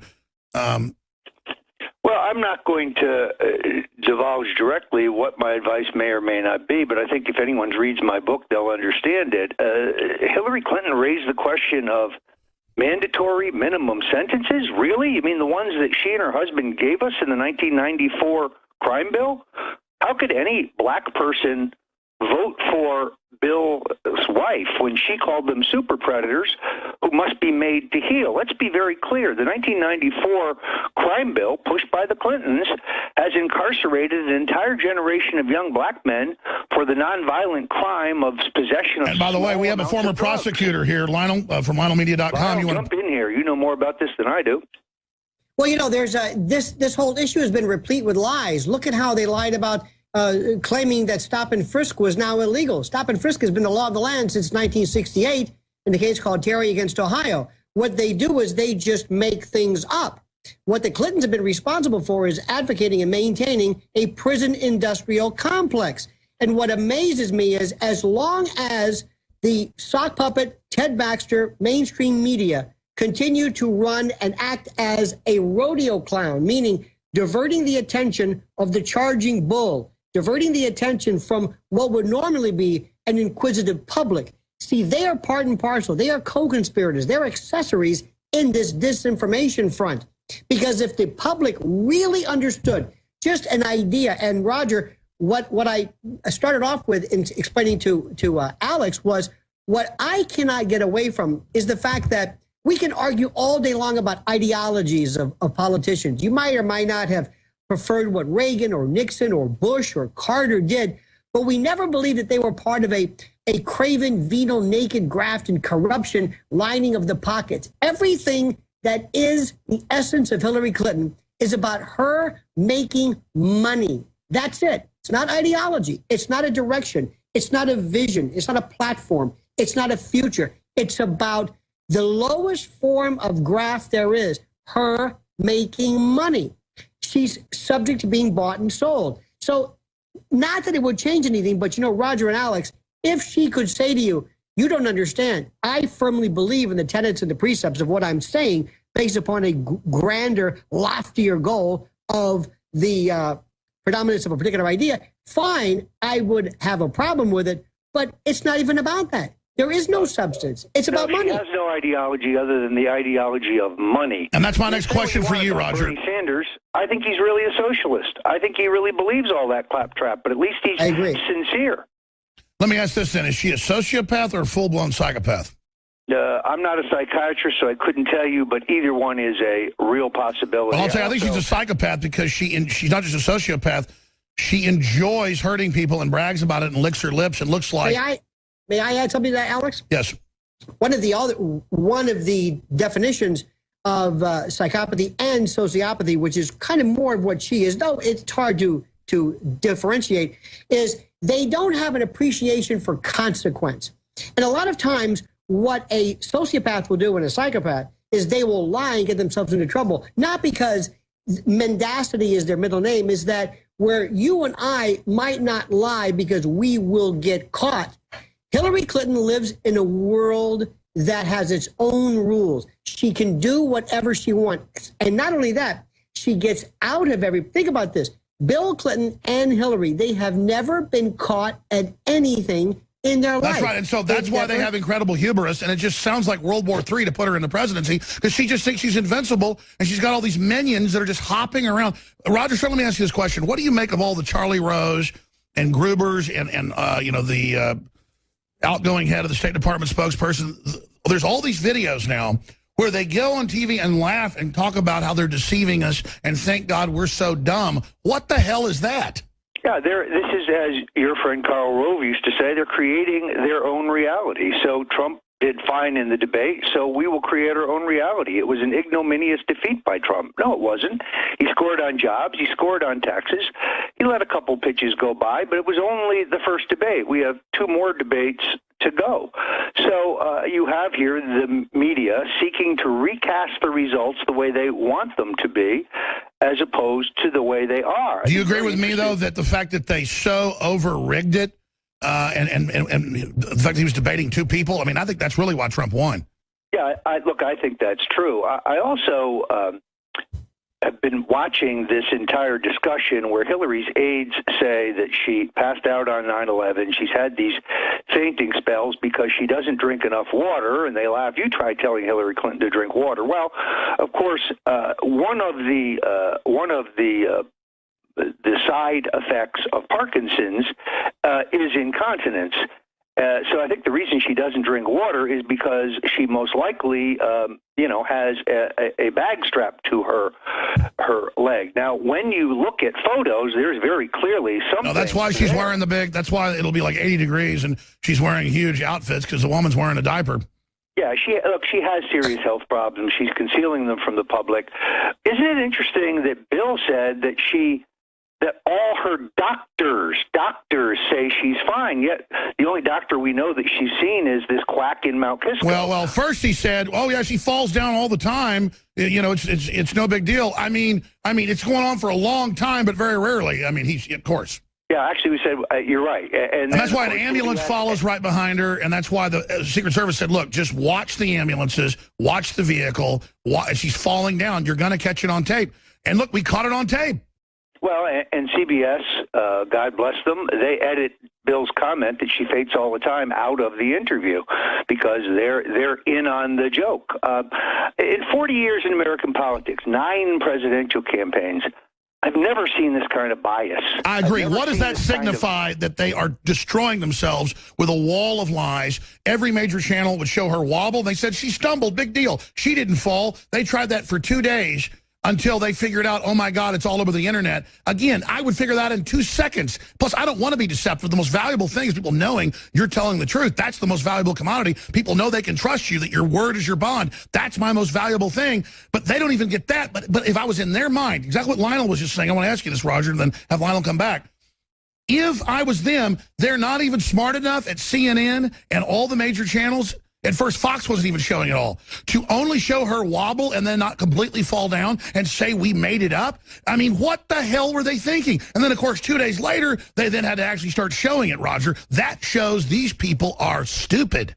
Well, except for they're counting on their friends at Facebook and their friends at Twitter and their friends even in the cyber media, making sure that as few people as possible see the truth. You see, they control. That's why they censor. So how do we counter that? How do we counter Facebook, Google, Twitter, Apple, Microsoft, all admitting they are, quote, going to deliver the election? Now the UN came out. I have this in the Associated Press.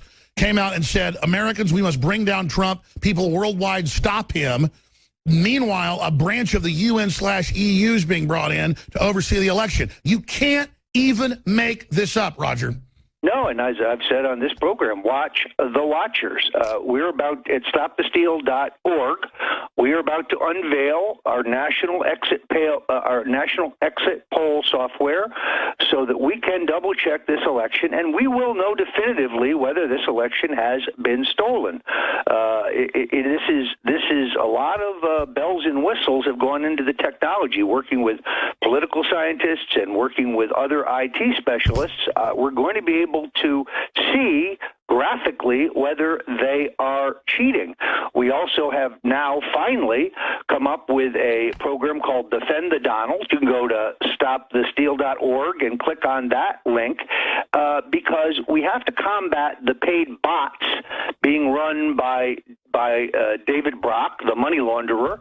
By the way, since you raised that, I want to have you up very, very soon. I know that you're taking care of some family today, hardworking guy, but we come back with a battle plan of what we can do, how we're going to take action. Because, I mean, as I keep saying, my audience is super informed. They want marching orders. They want me to tell them what they should do. And I just say spread the word, get out and tell people what's happening, buy the Clinton rape shirt, you know, call into talk radio, call into C-SPAN, get a bullhorn, go find a national news feed in your area, you know, get on TV legally and lawfully, get aggressive, you know, put Infowars.com on the side of your barn, show support for Donald Trump. Break through the political correctness. I want to talk about that with you in a moment, Roger. But first, Lionel, you're over there chomping at the bit. Well, you know, one of the reasons why I think the message has been so effective, and let me just reiterate, I'm not an advocate or a surrogate for Donald Trump, but one of the reasons why I think his performance and his poll numbers are far greater and more acceptable than anybody would ever imagine is by virtue of the frequency and the severity and the ferocity of the anti-Trump messaging. Because the Hillary Clinton group, her acolytes and minions and zealots and zombies are panicked beyond anything that we can comprehend. What they're trying to do is to hope that they can keep injecting more non-sequiturs, more non-issues into the mix about his taxes, about comments that he made. Now think about this. As we look at the possibility of a third world war, we are talking about NATO and others sticking a thumb in the eye of Putin and God knows what, a mega power. And instead of talking about that, talking about policy and platform, we're talking about comments that the Republican candidate made regarding a pageant entrant. Now think about that for just a moment. This has been their goal. Keep this. That sounds like the intro to a science fiction movie. You know, right. As the country debated beauty pageants, nuclear war was about to happen, and the human species was about to end. But we're rearranging the deck chairs on the Titanic. So what happens is this. But I submit to you that the numbers are far greater. In fact, let me bring that up to Roger, because every time I bring this up to him in private or in public, he doesn't want to count on it. Never really. This is one of the few things Roger Stone never gives me an answer on. And Roger, I want the answer because I respect you. Getting to know you over the last year plus. I mean, you're so on target. You're the opposite of a liar, the opposite of what the media says you are. Let me ask you this. I know there's a huge shadow Trump support base. Most people I talk to, including a lot of Hispanic folks, secretly like Trump. They call in, they tell us, people I know say it. Black folks have been intimidated, told not to. They get intimidated. You name it, young people especially. There is this bullying. I think there is this big 5, 10, 15 point, I don't know, segment of closeted Trump supporters out there. And so I think that Hillary's not going to win. She just has to, and I know this in my gut, she knows she has to convince everybody that it's plausible that she does win because they're going to steal it. They're master criminals. They've always done it. I believe they're preparing us to try to steal the election. Now, I want to keep saying we're in the race, we're winning, to keep confidence up. That's the truth. But we have to admit that there's this fraud going on to stop it. And so what about the phantom Trump vote out there? Well, turnout is going to be one of the uncertain things in this election. We know from studying poll results that Trump has consistently done better in polls that are automated than those that are conducted by a live operator. This used to be known as the Bradley phenomena. There were people who did not want to tell a pollster that they were going to vote for former police commissioner. Sure. So what's that number? What's the number? What's the number? For mayor of Los Angeles. So I do think there's an undervote there. On the other hand, they're prepared to steal votes in the cities. They will engage in both voter fraud and election rigging. Why? Because they can. That's why. And that's why we have gone to great lengths to set up stopthesteal.org to conduct exit polls that we can compare to the actual results on a precinct-by-precinct basis, and also to demand publicly that the software for these computerized voter machines be inspected by a neutral third party in the swing states prior to Election Day, prior to the machines being turned Roger, I know you probably got to go, but do 5 more minutes with us to finish up and talk about how we're going to stop the steal. And obviously, I think you agree, Trump is really ahead here, but they're going to try to create the perception he isn't to also swing voters. So it's all a perception game. Will the truth override the lies? Lionel, 5 more with us as well. Stay with us. You know what? We're doing what we have to do. I was just talking to Roger in the break. Only a few minutes left with both these men. Thank them both for being on with us. Roger Stone of the StoneColdTruth.com, Lionel of LionelMedia.com. I'm Alex Jones of Infowars.com. I said, what what's going to stop Trump? And he said fear. There's massive intimidation. There's massive threats. In fact, there was a whole stack of news I was going to cover with them is just the threats, the intimidation, the bullying. But I think we're going to come through this and win. But Trump needs to do what got him here, and that's be aggressive. Stone, you have launched a new site where we can counter the David Brock, the paid bloggers, the bots. This is an info war. Rally the troops. What do we do? Yeah, I think this is absolutely key. We need patriotic Americans to jump in and help us here. Over 500 people have already signed up, and we've just launched this. All we're asking you to do is to get daily reports from us with the truth, information, not disinformation, but information, and go out in the blogosphere and post it. Twitter, Facebook, Snapchat, Instagram. Get the word out there and reach as many people as you can. Defend the Donald. You go to stopthesteal.org. At the very top of the page, you'll see a link for Defend the Donald. Sign up to join the blogging army of truth tellers. We're not looking for bots. We're not looking for paid operators out of India.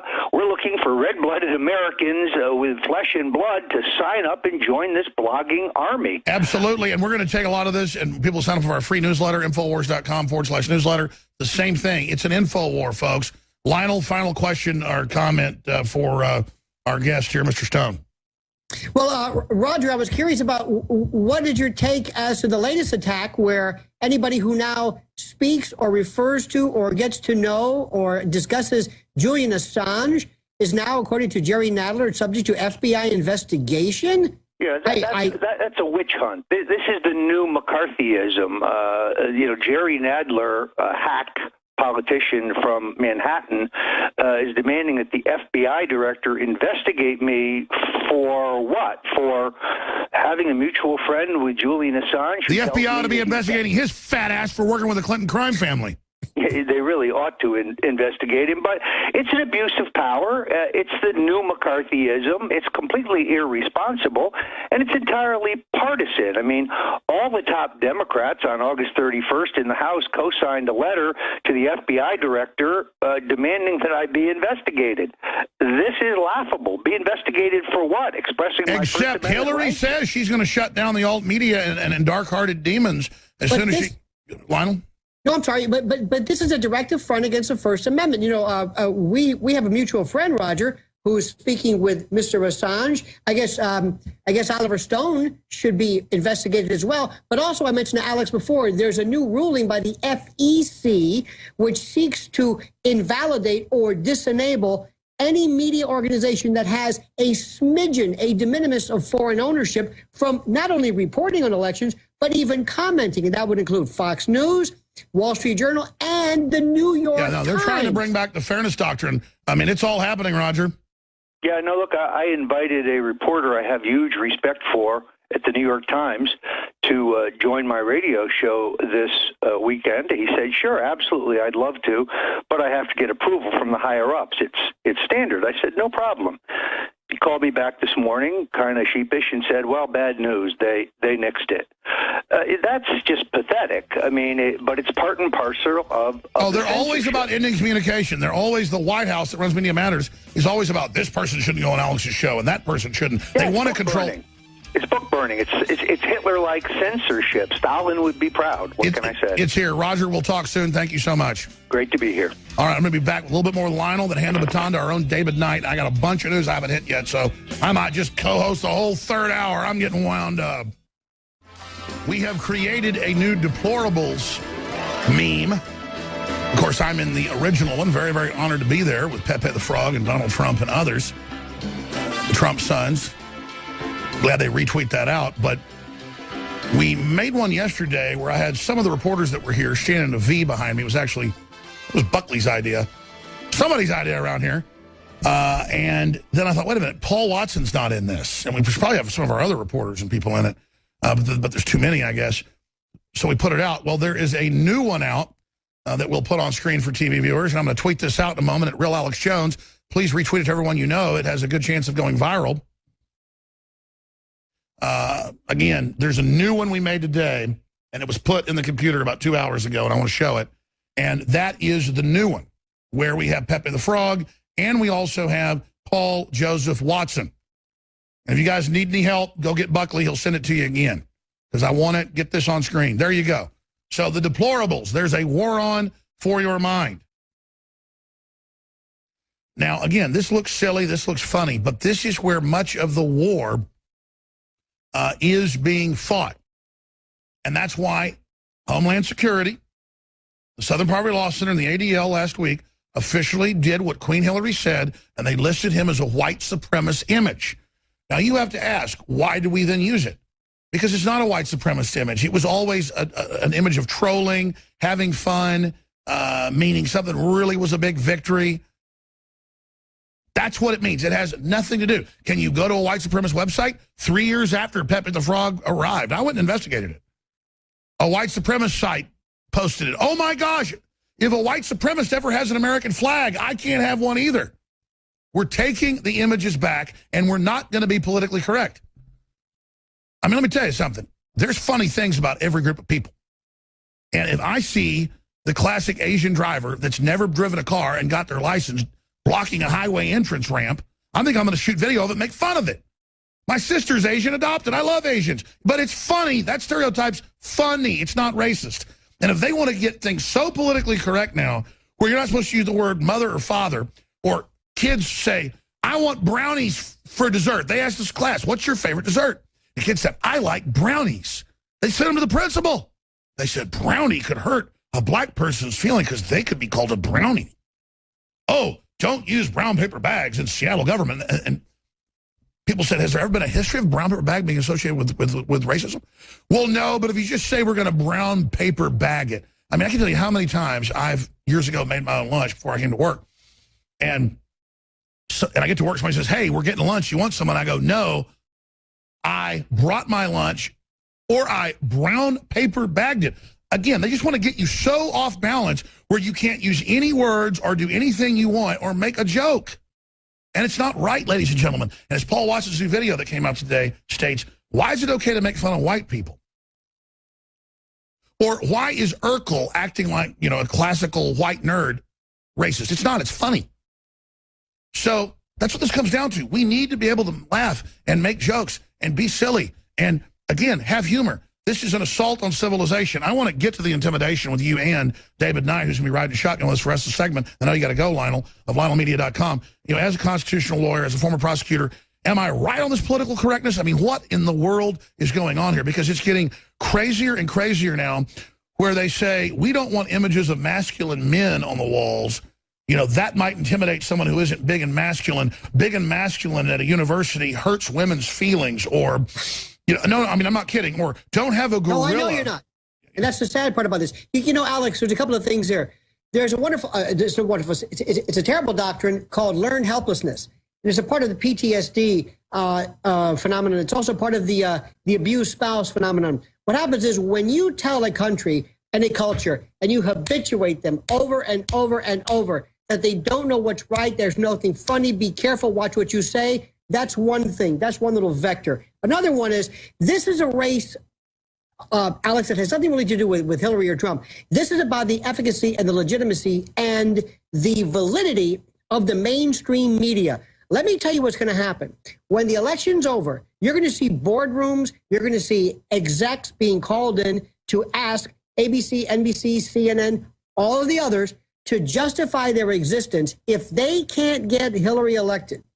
With a full court press going 24/7 in creating the You're right, because they're not there to serve the country and have good news and promote a good free society. Precisely. They're there to keep the elite in power. And so the elite are going to say, look, you already almost have no viewers, but together we're supposed to be able to sell a hoax. Why do we even keep the facade up and the lights on if you people can't keep the crime boss in? Another thing, too, is I want people to understand this, that when it comes to ideology, look, there's a lot of things. You may not like this, but there's a lot of stuff that Bernie Sanders said that I like. Bernie Sanders was legitimate, whether you like him or not. Sure, big mega banks are screwing us, big corporations are tax exempt. Well, what I tell people is that Hillary Clinton is a Potemkin village. She's a facade. She is either a stalking horse, a sheepdog, whatever you want to call it. She will tell you whatever you want. Hillary Clinton is playing the role of the presumed leftist, liberal, progressive, whatever you want to call it. Oh, she's the real right-wing corporatist fascist. Hillary Clinton is a Wall Street shill and a warmonger of the first stripe. Everything about Hillary, and I'm saying this again, is motivated, Alex, by pure craven, venal, naked, graft. And let me raise this, because what you said is pure genius and absolutely on target. I want to ask you this, and then I'm going to ask David Knight this, because this is really what keeps me up at night. Clearly, if they've gone for broke, if they've committed all these crimes, sold out our secrets, stolen 90+% of the money from little kids in Haiti who are dying en masse, how far will they go, and what do you think Hillary will do if she does get in? Because here's the deal.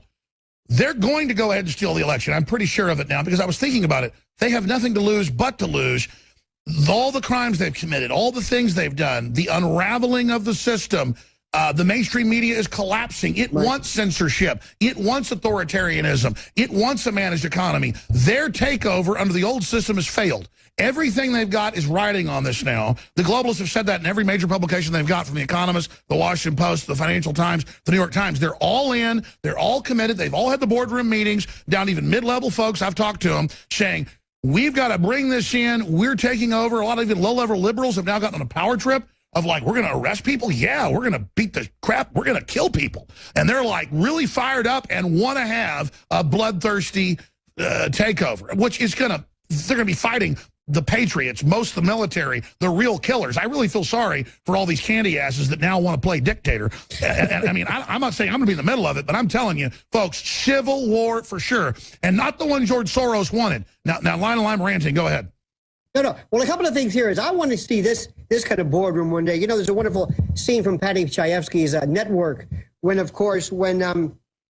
Ned Beatty speaks to Peter Finch and says, you have tampered with the laws of nature. And you will atone, Mr. Beale. Atone, Mr. Beale.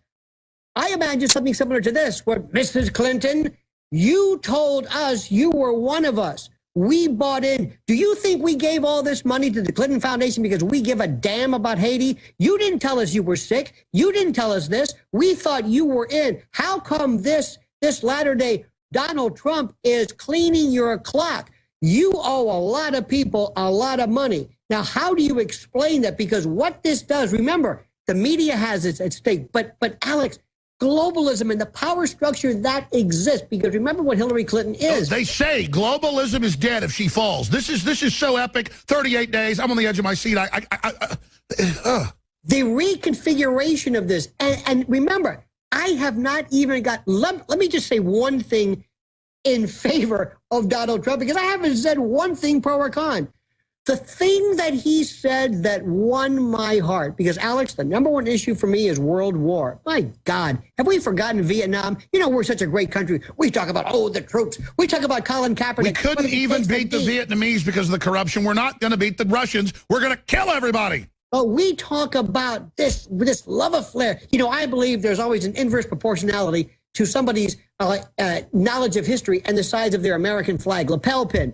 We talked about Colin Kaepernick taking a knee because we're a country that believes in the flag. Well, let me tell you something. This country is not about the flag. It's about the Constitution. And it's not about the NFL. And we've got somebody right now who systematically could subjugate the Constitution. And number two, could reintroduce more men and women into fighting for wars that we can't fathom. Assange openly said she's going to put all our necks in a noose. She's a demon. And then Clinton came out and said, she does work like a demon. And so undoubtedly, here's what's happening, folks. I don't want to say our military and even large parts of the actual operators. I don't mean operator like a special forces soldier. I mean real technicians, real propagandists, people that have done a lot of bad stuff. They're not even perfect. They're not even really good guys, a lot of them. But they don't want to end prosperity. They don't want to see the country collapse. And they understand, like the last year of World War II, Hitler had lost. He wouldn't give up. He wouldn't sue for peace. And so he was going to bring Germany down. The Germans had only lost like 10 million people at that time. So they lost 10 million in 4 years. They lost another 12 million in the next year. And so I'm telling you, the globalist system's coming down. And the military, the CIA, and everybody now realizes it's a failed system. It was always a lie. And so what I'm telling you is they're trying to soft landing the country with Donald Trump. I mean, I can tell you right now, Hillary's going to crash land the damn plane. People, you cannot, this woman collapsing is emblematic of their system. Right. Go ahead. Go ahead. Alex, there is something that Donald Trump is not going to brook, and that is simply this. if and when he ever were to take the Oval Office, nobody can hand him a script and say, now, Mr. President, what we're going to do is, as you know, since the end of World War I, we've been scripting basically the path of this country in 15 to 25-year increments, and our next theater of war is going to be Africa. We've already got Africa. No, that's right. He's going to upset the large plan that's set in motion that's criminal. Exactly. And because if they go to Donald Trump and they say, listen, you do realize that the currency of war right now is water through hydrology and hydro-imperialism. That's what Libya was all about. Number two is it's about rare earth metals. It's about lithium. It's about a lot of other things. And we have also concocted this myth of the next terroristic group that we've already, Central Casting has these guys already standing by. And let me add the coup de grace to this. Let me add the coup de grace. Our own elites have figured out that are still for America, some of them. We're supposed to fall in this in the next phase of the plan, and we're always to be set up and blamed, and that's why people are going, wait, I thought we were setting up a world government to spread America and freedom and all this stuff. We don't do that, and this thing's actually anti-America and anti-free market. You know what?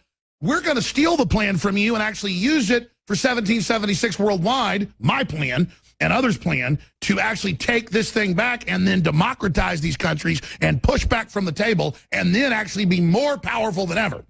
You know, Alex, there was a time in this country, and I remember Vietnam, where McNamara said we had this crazy idea that we were basically stopping this domino effect, and we were stopping this metastatic cancer called communism.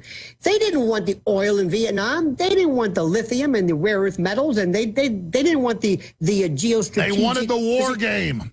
They wanted there was an ideology, and their, if you will, bellicose despotism at least was based in part upon perhaps a misplaced, but an ideology. Today it is simply this. It is about the ruling class. It is about the globalist elite, banksters, and... I slightly disagree with you. I think there was an ideology with the generals and the American people that was actually a dialectic to cause a societal breakdown and then to give the new left all this so-called cred into the future, and the war was actually about centralization of power and was actually about weapons profiteering.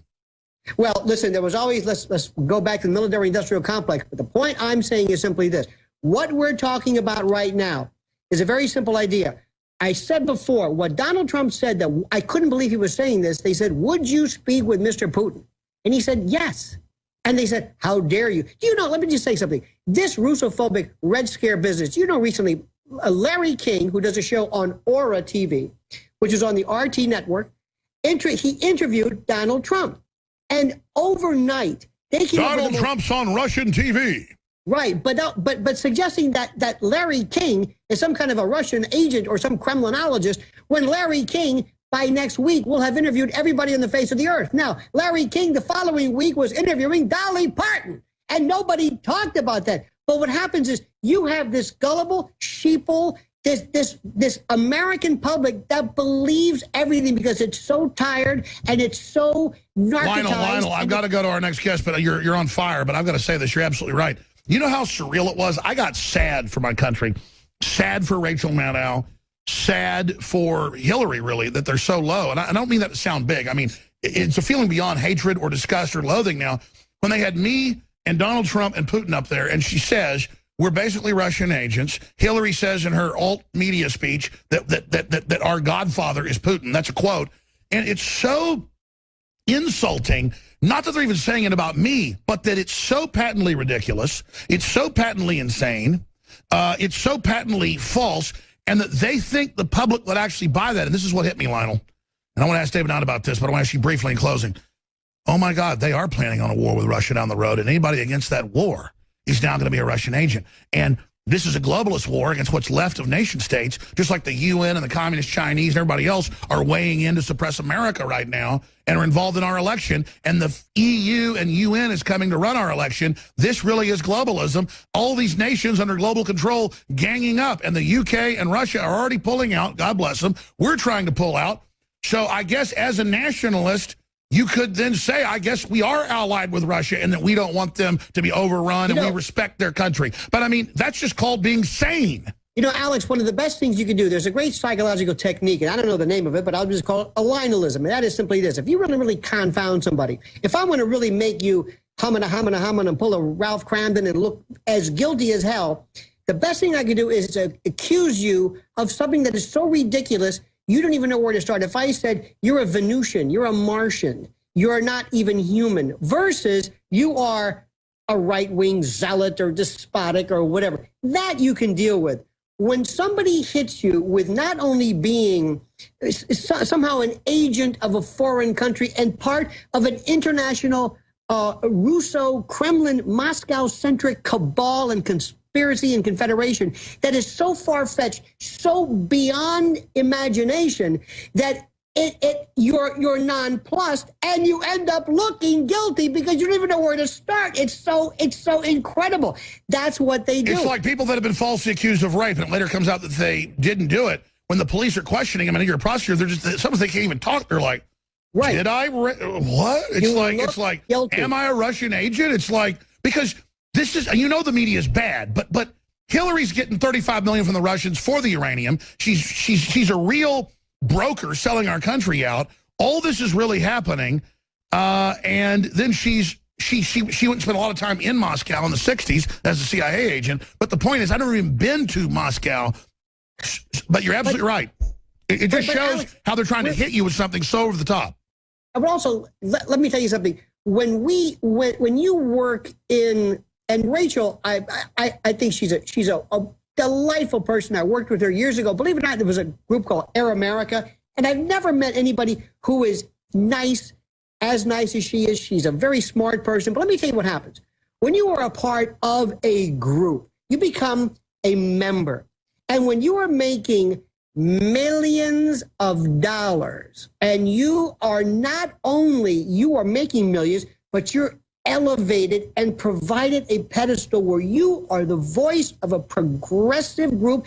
There's this deification, this apotheosis, this lionization, and you become part of groupthink. Rachel Maddow and others, not her per se, but others, become connected into this organic thinking machine where they are not only right, but they're justified and they're pure, and Donald Trump is evil. Sure. And you can give them anything. And the more strident they become, the more they are praised, the more bonuses, the more money. And what happens is, let me just stop by. If you were to say, Rachel, I saw her interview where she absolutely castigated Hillary Clinton because she was basically a Bernie Sanders fan. If I said, Rachel, for $25,000 in a new car, please list in any order you want all of the reasons why Hillary Clinton will benefit the country and what particular platform or precept or future vision that you endorse and believe in. Not that it's not going to be a Trump or you're going to stifle a Trump election, but tell me what Hillary Clinton has promised you. Tell me about her plan. Exactly. Lionel, we're out of time. Thank you so much, my friend. Great job here with us today. We really appreciate you. Thank you, sir. I got to hand this over to David Nunn. He always gets prepared for the show. Sometimes I run over, obviously. But Lionel's on target, LionelMedia.com. I want to just say this in closing. Again, it doesn't hurt me that they say I'm a Russian agent. Okay, I mean, they actually say it. It's that they know it's not true, and they know that if this country had any type of IQ, that would get them in a lot of trouble. But I think the country does have somewhat of an acumen. So then what does that say? I think they've gone crazy. And I think what Lionel just said is right. They're all in there reinforcing themselves, where Hitler, who was a pretty smart guy, a bad guy, but smart, actually believed that General Steiner and stuff was going to save him and beat the Russians and beat the United States and the Allies when there were armies 10 times the size of theirs, re-equipped, closing in on Berlin. It wasn't till the last 2 days before they got into his bunker. They were 300 yards away. And he still thought he was going to win.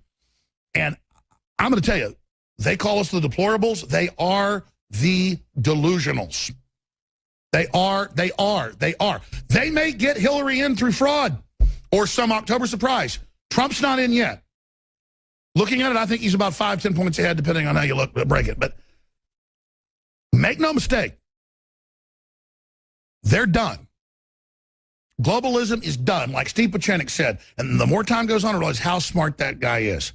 I want to get him on for a whole hour next week about de-evolution. Power back to the locals, back to the states, back to these political unions getting broken up, not getting bigger, getting smaller is the answer. And if we can save the country, I sure want to do it. But we don't have a country right now. We're a corporate colonial structure now. And if they put this seriously ill, crazy, corrupt lady that steals silverware from the White House and plates, most people don't even know that. That's admitted. They had to get, I mean, these people are the lowest trash. They would come to your house, and this is known, so the Clintons will steal stuff out of your house, folks. It's like making Winona Ryder president. We'll be back with David Knight.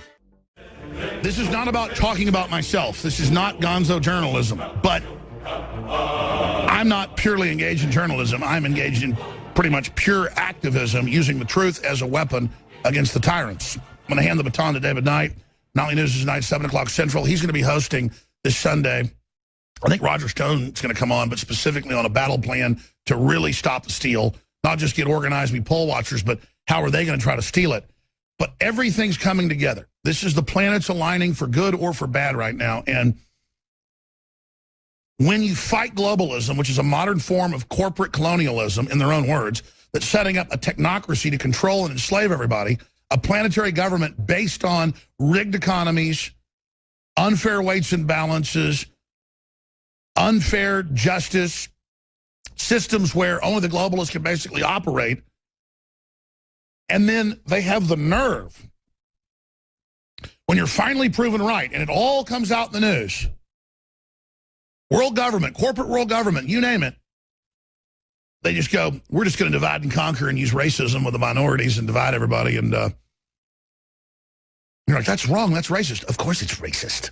And you realize, oh my God, you're conscious sociopaths, even mid-level people now that work for the system, they know. I thought we'd wake everybody up and then we'd turn this around. Instead, it's like, oh, I might want to join that. Thanks for teaching me how it really worked. Now I can get a job in it. And you're like, oh my gosh, this is a system meant to destroy prosperity and screw people over. What type of idiot would sign on to something like that? What the hell is your problem? But I coined a term a few days ago, and I asked Nico to remind me what it was. It was, what was the word, Nico? Oh, he may not be in the room anymore. He was just reminding me, like during the break, going, hey, okay, delusionite, thank you. So I've got this idea. Somebody had the idea. We were doing a photo shoot. Buckley's like, we need to have a photo shoot with you and the reporters. So I was like, okay. And then somebody said, we should do it like the deplorables. And I said, okay, let's do that. And then I said, oh, no, Watson's not in it, so let's Photoshop him in. So there's a new one out of that we just tweeted out at Real Alex Jones. Please make it go viral. So it brings folks back to the show. It's part of the info war. So we've added Pepe the Frog and Watson. People say, you know, that Pepe the Frog's fake. Yes, it's also racist. We understand.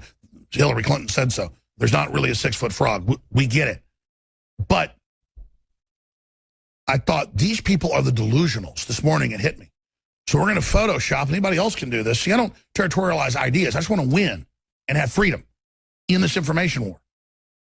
But we can have the deplorables, okay, but you are the delusionals. And you can form the new delusionite party. That's the new word I've invented, delusionite, where you just are in your own fantasy land and you're completely insane and you just believe whatever mainstream media says.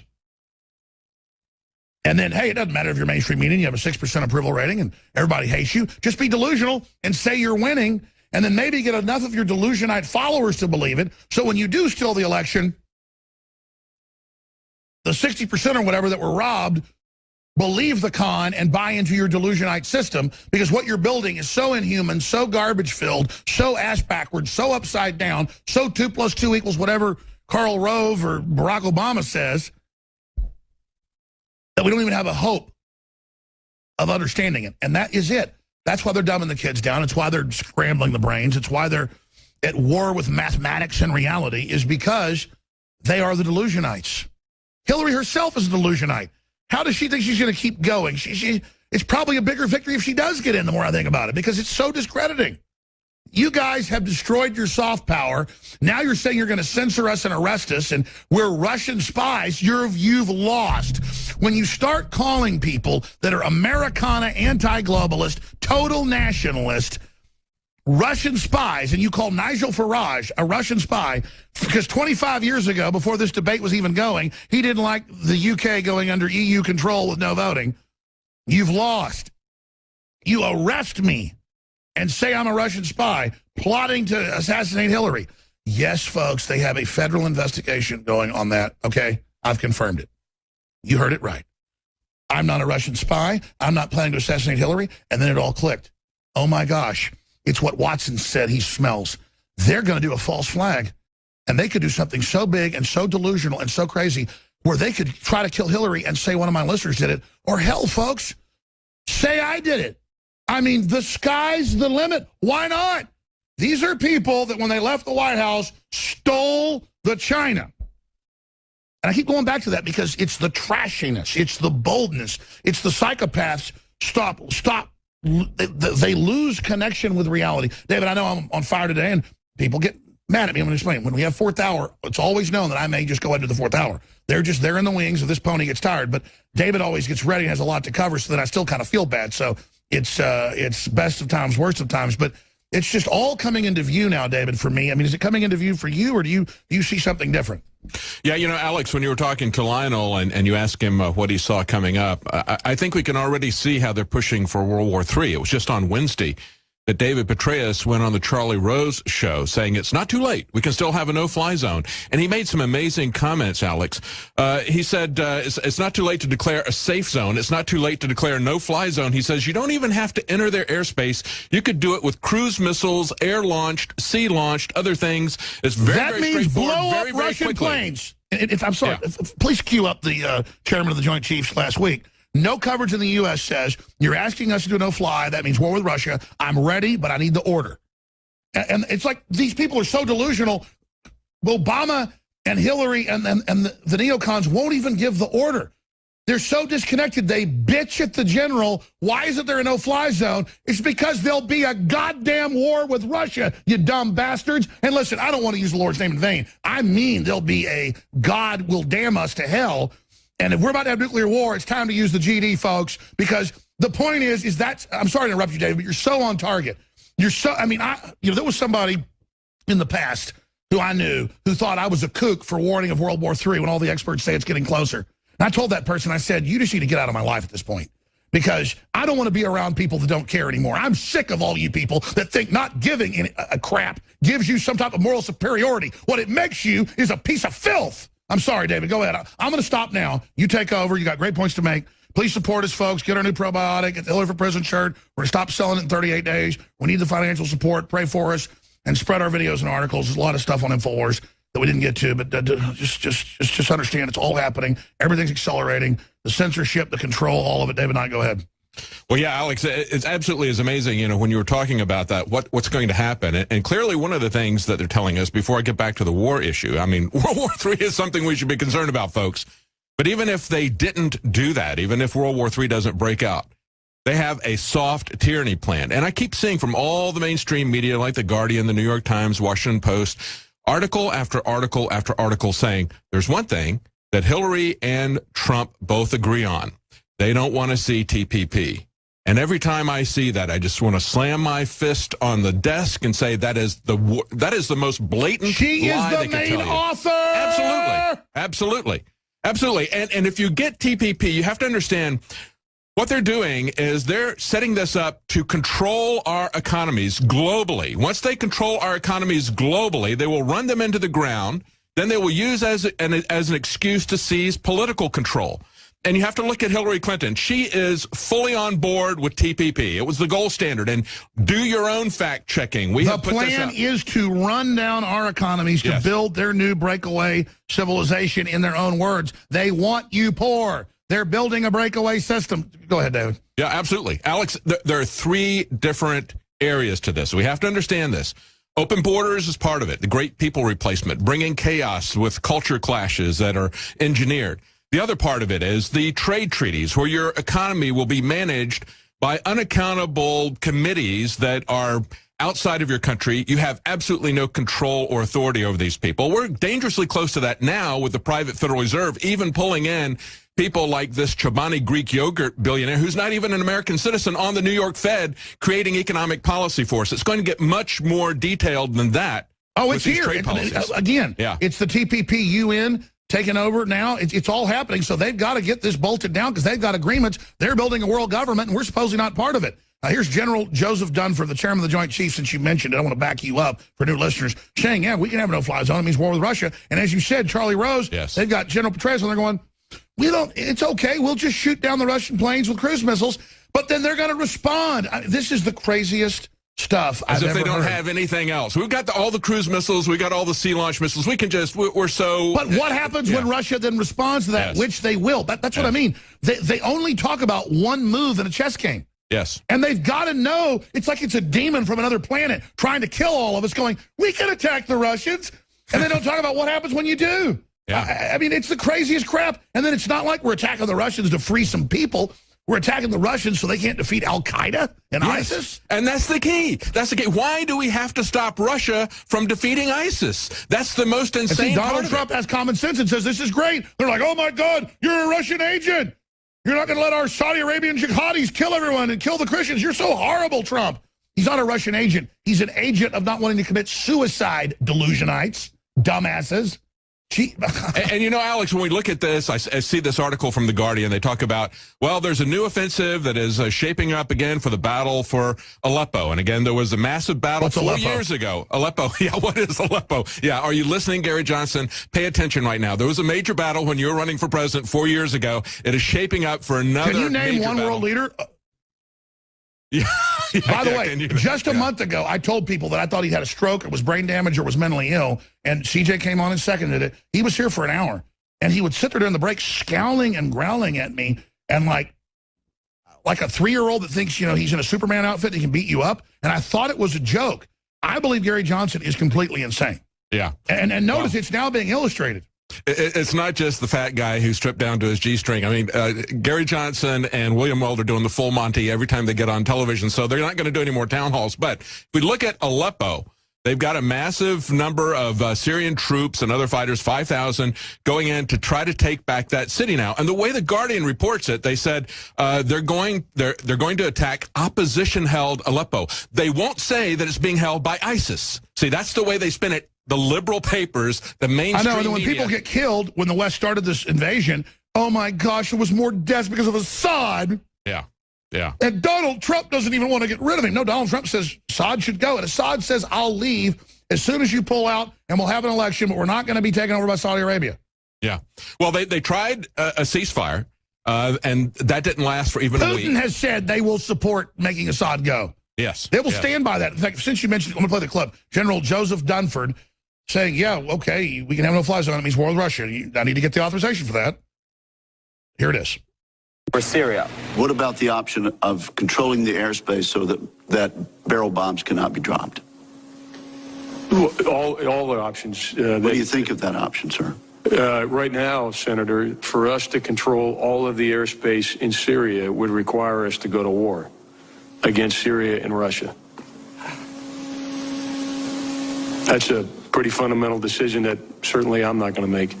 But it's okay because the trendies at Media Matters, and I'm not against beards, but I've seen their TV shows, pink shirts, green socks, Nelly guys going, oh, I like my cat. Oh, I like my cat. Meanwhile, they're having articles calling for shutting down the free press and war with Russia. It's like, dude, just because you've got a beard and a pink shirt doesn't mean it's okay to have nuclear war, dumbass. And that's what I'm saying is, I think we're in the greatest danger ever because we've got a bunch of people.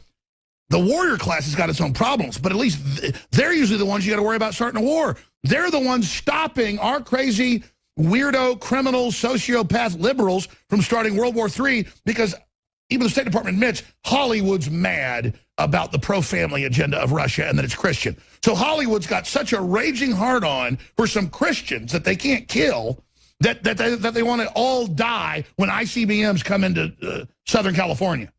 Yeah, you know, Alex, I see this, and when I see these kind of remarks by David Petraeus, that clip you just played there of one general trying to drill some sense into the idiot, asking him, you know, well, we could do that, but that's going to be full-on war, sir. You might want to think about that. And yet you've got David Petraeus going full-on Dr. Strangelove, you know, jumping on the bomb and saying, let's go, you know. But, of course, he's not going to be the one doing it. He's going to send other people to do it. But that's essentially what we're seeing, Alex, is absolute insanity. Anybody that is not a trigger-happy, warmongering, megalomaniac... Well, you can be trigger-happy if you're picking on Iraq or something. They don't have frickin' nuclear weapons and subs off the coast with cruise missiles. And then they go, well, we've got 3 times the missiles the Russians do. Yes, our 3 times will destroy the planet hundreds of times, and the Russians can only destroy the planet 100 times. That's right. What is it you don't get about it? They can only destroy the planet 100 times. We can only destroy it 300 times. MAD, mutually assured destruction, dumbass. And you brought up Iraq. That's the other city that Gary Johnson, pay attention. There's not only Aleppo, but Mosul. Okay, there's a massive battle that is shaping up in Mosul in Iraq, where Aleppo is in Syria, Gary. And they have already got over 4,000 American troops still in Iraq. They have added in the last couple of weeks, we keep hearing, well, another 500, then another 600 troops. And that's right, Gary. And Syria is on the border with Turkey that's opened the border to Europe. So that's an Islamic invasion route. They call it migrants. And the UN is running a migrant jihad, 80% military-age male invasion. How crazy is that? Then we get the George Soros email. It's a takeover. We have the battle plan. It's a trap. Yeah. It's a trap. Yes. And the other part of the trap, of course, is the open borders. They go to these areas, they incite the people that are there by massive collateral damage, not only creating a war, not only going to war against these people, but also shipping in ISIS fighters, arming and training them at the same time, being their air force, shutting down the Syrian counterattack against ISIS. That happened during the ceasefire. The American forces used the ceasefire to decimate the Syrian counterstrike against ISIS and to leave a major city open for ISIS. It's like the Tet Offensive. You've got a 2-day period where there's not supposed to be any, war. It's a ceasefire, and then we totally resupply. And, we got Hillary Clinton saying, no more ground troops in Iraq. We're not ever going to have ground troops in Iraq. They are putting them in 500 one week, 600 another week. By the way, I've got to be honest, interrupting. I'm going to leave and let you take to the final segment. I can't believe the Russians even went along with NATO and let them do a ceasefire. Putin and them should say, you have no honor. You don't do anything you say you do. We're not leaving. But I know they want to just come in, get out. They don't have the money to be doing all this. He doesn't want to bankrupt Russia further.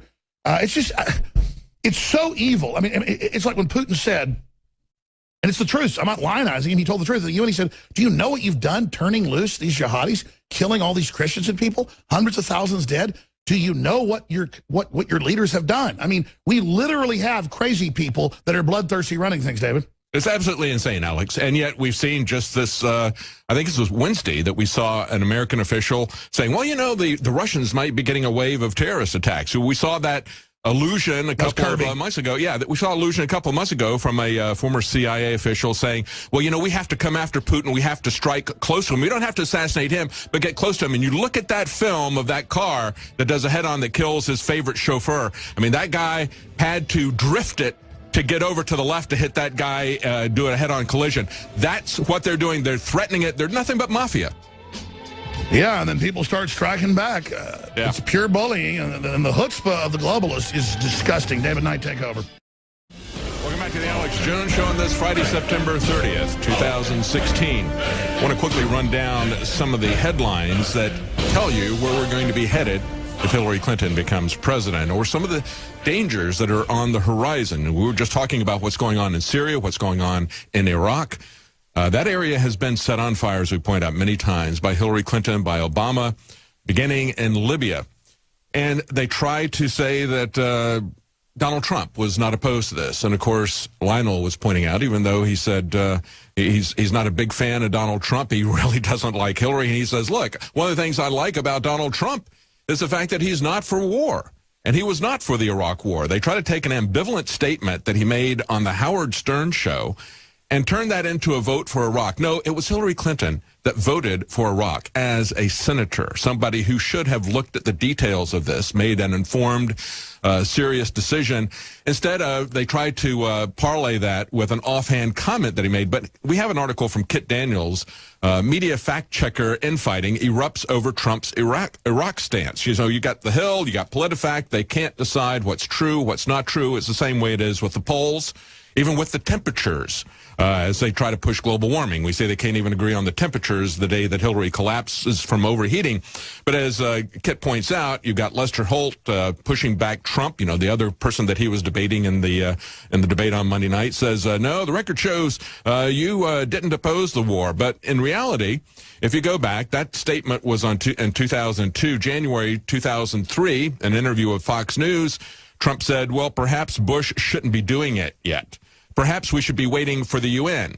And they said not even a week after the invasion began, Trump said, this war is a mess. And that was at a time when the war support in the U.S. was hovering at 72%. He was going against the grain of public opinion. And he also points out Trump also spoke against the war in August 2004 interview with Esquire. Snopes says, oh, by then it was not a particularly controversial stand to take. That's not true. As they point out in the article, the controversial protest by Cindy Sheehan against the war at Bush's ranch didn't happen for even another year. So he is on record. If you want to actually do the fact-checking yourself, take a look at the article by Kit Daniels. But when we look at what is coming up, look at the fact that we have the Senate bill this week. The Senate bill is coming out saying we're going to mandate TSA involvement with ground transportation. Say it's a transportation administration. It's not airlines, okay? It's going to be every bit of our transportation. We've got Obama's education secretary concerned about homeschooling. We've got the Obama UN internet takeover just hours away. And by the way, I don't think this is going to be some kind of a Y2K scenario that we need to worry about. You know, everybody was talking about, well, when it flips over the year 2000, everything's just going to go down instantly. And this isn't going to happen in this case either. If I'm wrong, you won't hear us on Sunday, okay? But I don't think that's going to happen. It's a soft tyranny. It's a gradual tyranny. That's the most dangerous kind, folks. That's what you really have to be concerned about. And then this interesting article that came out a couple of days ago. Record number of guns seized in London over the last year. Interesting, isn't it? I thought they had gun control. They have a total gun ban, especially in London. Why is this happening? They say, well, officers have seized more than 700 guns as the number of weapons smuggled into the country continues to grow. See, it's not even the guns. It's the terrorists that they're bringing in. They go into these areas. They incite a war. Then they invite the people to come into the country. On Sunday, I want to talk to you about some of the things that we didn't get to today. I wanted to talk about a lawsuit about Muslims in the factories. And, you know, what would Henry Ford do if the Muslims shut down the assembly line with multiple prayer breaks? You will not believe what is happening at the few places that we still have factories. When they bring in the Muslims, they don't give the jobs to Americans, they give them to the Muslims like they do in Motown, making it Mohammed Town. That's it for today's news. Join us tonight, 7 Central, 8 p.m. Eastern for the InfoWars Nightly News.